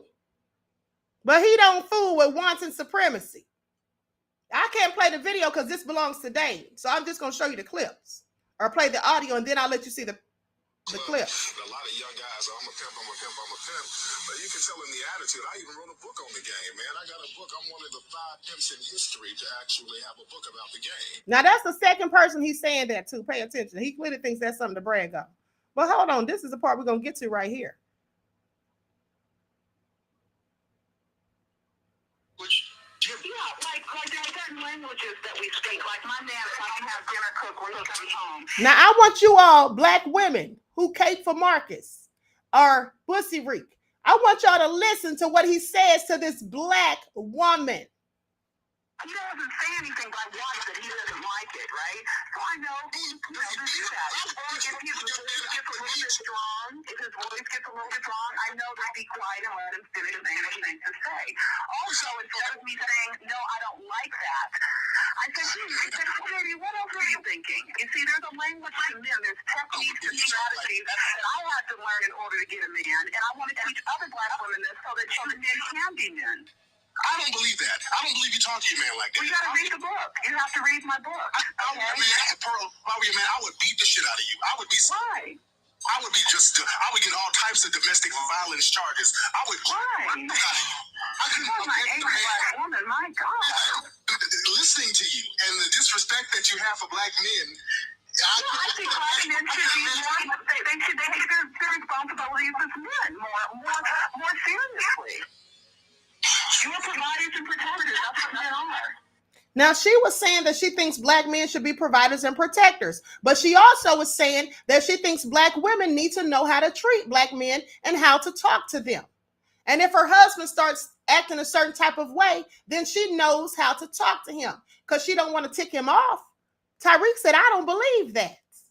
And then he went to tell her how he would beat her ace and all that. Now, whether he disagreed with her points or not, he didn't have to say that that's what he would do to her. He has contempt for black women. And we're your responsibility. And so are your children. And you're not doing that. And I don't know any sane man that would sit there and say that I'm being ridiculous. That's the truth. Responsibility. We're not. But when it comes to foreign women, he's nonchalant and comfortable with treating them like royalty, as if he's still a slave to white. Now I want y'all to see this. Because on this, this is him right here. This is him right here. That's Bussy Reek. He's sitting next to Becky on the beach. Supremacy somehow. That's Becky. That's Becky on the beach. But let's continue. Now, I want y'all to really pay attention to what Sliceberg Slim, Mink Slide Pimp, Bussy Reek Nasheed, I want y'all to really listen to what he says. Buckhart said, Queen, this shite don't look good. And roll, pole, go and win. I'm just saying, stay focused, y'all. Now I want y'all to hear what he says right here. Nigga, didn't I tell y'all I will fuck the shit out of Brooke Hogan? Yeah, I did a white girl, nigga. Hell yeah. I'm not, I'm very pro-black, but nigga, I will raise up the flag of Europe in the bedroom. Then he admit. That's what Bussy Reek said. That's what Bussy Reek said. That's what Bussy Reek said.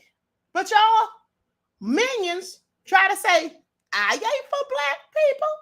He said that, yeah, Ninja, didn't I tell you I would F the shite out of Brooke Hogan? That's Hulk Hogan's daughter. For those of you who don't know who Brooke Hogan is, that's Hulk Hogan's daughter. Yeah, I F white women. I might be very pro-black, but I'll put up the European flag in the bedroom. First of all, if you put up European flags in your bedroom, boo-boo, you're not pro-black. I proved my point. Victoria Spirit said, how are you pro-black? I'm pro-black, honey. If you don't know how I'm pro-black, let me just tell you. Hold on. Let me put her up on the Brooke. Not Brooke. What's her name? Hold on. I want this person to get on the screen. She just asked me how am I pro-black. Victorious. Please click the link. Please click the link. And I'll gladly tell you how I'm pro-black. I'm pro-black because I cover pro-black issues on a daily. Not once a week, not once a month, but every day, twice a day. I'm pro-black because I reach out to people who can give me information who are fighting to find out who's murdering black women. The 51 black women in Chicago who turned up dead and the police haven't solved the cases. I had Thomas Hargrove on here who started the nonprofit group called the Murder Accountability Project, who's been researching for years to find out who's killing these black women. I had him on here. Okay, I had information from the Freedom of Information Act for a known serial killer who's in prison since 2014, who likely had something to do with it. At the end of the day, I also had on here Bishop Caldwell, who was talking about the black women coming up murdered in Kansas City, Missouri, and that they think some people think it's a serial killer. The police don't seem to think so, and the police don't even want to talk about it because they're trying to get some type of sporting event there, and it's bad for tourism. I covered the story of Jelani Day. I could go down a myriad of stories that show why I'm pro-black, but I don't have to explain myself to you. Instead of asking the queen how I'm pro-black, why don't your stupid self click that link? But you ain't gonna click that link because you don't want this smoke that you know the queen got. You see, here's what I want y'all to pay attention to, family. This is what I want y'all to pay attention to. Bussy Reek's minions are just like him. They flee intellectual people who have receipts, who have good talking points, and who stand on truth. They don't want to debate you. They don't want to even engage with you. Everybody who clicked that link was agreeing with me. All of those in the chat who disagreed, and I dropped the link, none of them were bold enough to click that link. You see, because they don't know what to say unless Bussy Reek tells them. And since Bussy Reek wasn't here, well, there's that. Okay, so y'all can miss me with it. Okay, victorious. You should call yourself loser because there's nothing victorious about you. Sit down somewhere. All right. With that all being said, I'm going to conclude this broadcast. All of the minions were chickens and cowards, just like their leader. And the code isn't their leader. The code isn't their leader. Their leader is Bussy Reek. How do we know that? Because anyone who opposes, disagrees with, criticizes, goes against, speaks in opposition to Bussy Reek, they get mad and they start hating on you, coming in your chat, talking trash. They running all around the whole internet now, hopping from one chat to the next, trying to call people agents, trying to say people are being divisive, trying to tell people you're being, you're keeping up mess. But they don't tell Bussy Reek that when he does the same. So sit down somewhere, minions, because I got this. All right. With that all being said, I wish you all love, peace, and prosperity. Each one teach one. That's how we grow and thrive. Do something productive, constructive, and never destructive. Always remember to keep the Most High first in your lives. And make sure you tune back in at 6:15 p.m. Eastern Standard Time for your daily vitamins. And also, make sure you follow me on Instagram at Queen Ahmadiyyah Shakur. You can follow the Queen Ahmadiyyah Shakur fan page on Instagram and Twitter. You can also follow the Queen on Twitter at DGoddess27. And I'm about to play for you my revolutionary rap song. That's a whole lot better than anything on the Mink Slide. All right, Iceberg Slim Pimp album. Pay attention. Peace. In order for you and me to devise some kind of method or strategy to offset some of the events or a repetition of the events that have taken place here in Los Angeles recently, we have to go to the root. We have to go to the cause.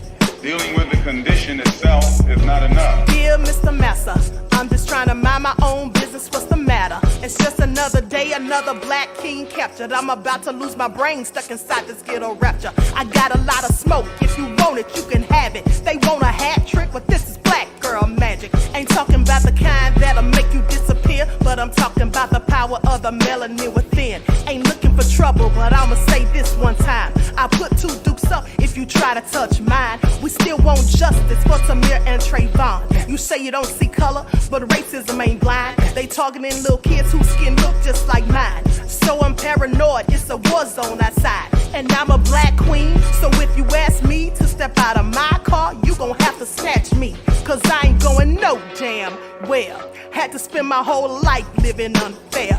Ancestors got my back and they right here. You can never understand, it's a nightmare. Living in my black shoes by the black rules. You can keep your handshake, I don't dap coons. The white man will go nuts if he cash you. But you all on his side like a damn fool. Make it make sense. We are oppressed. Queen. We are exploited. We are downtrodden. Make it make Queen. We are sense. denied not only civil rights, but even human rights. Ahmadiyyah. So the only way we're going to get some of this Ahmadiyyah. oppression and exploitation Queen. away from us or aside from us is come together Queen. against the common enemy. Who taught you to hate the texture of your Ahmadiyyah. hair?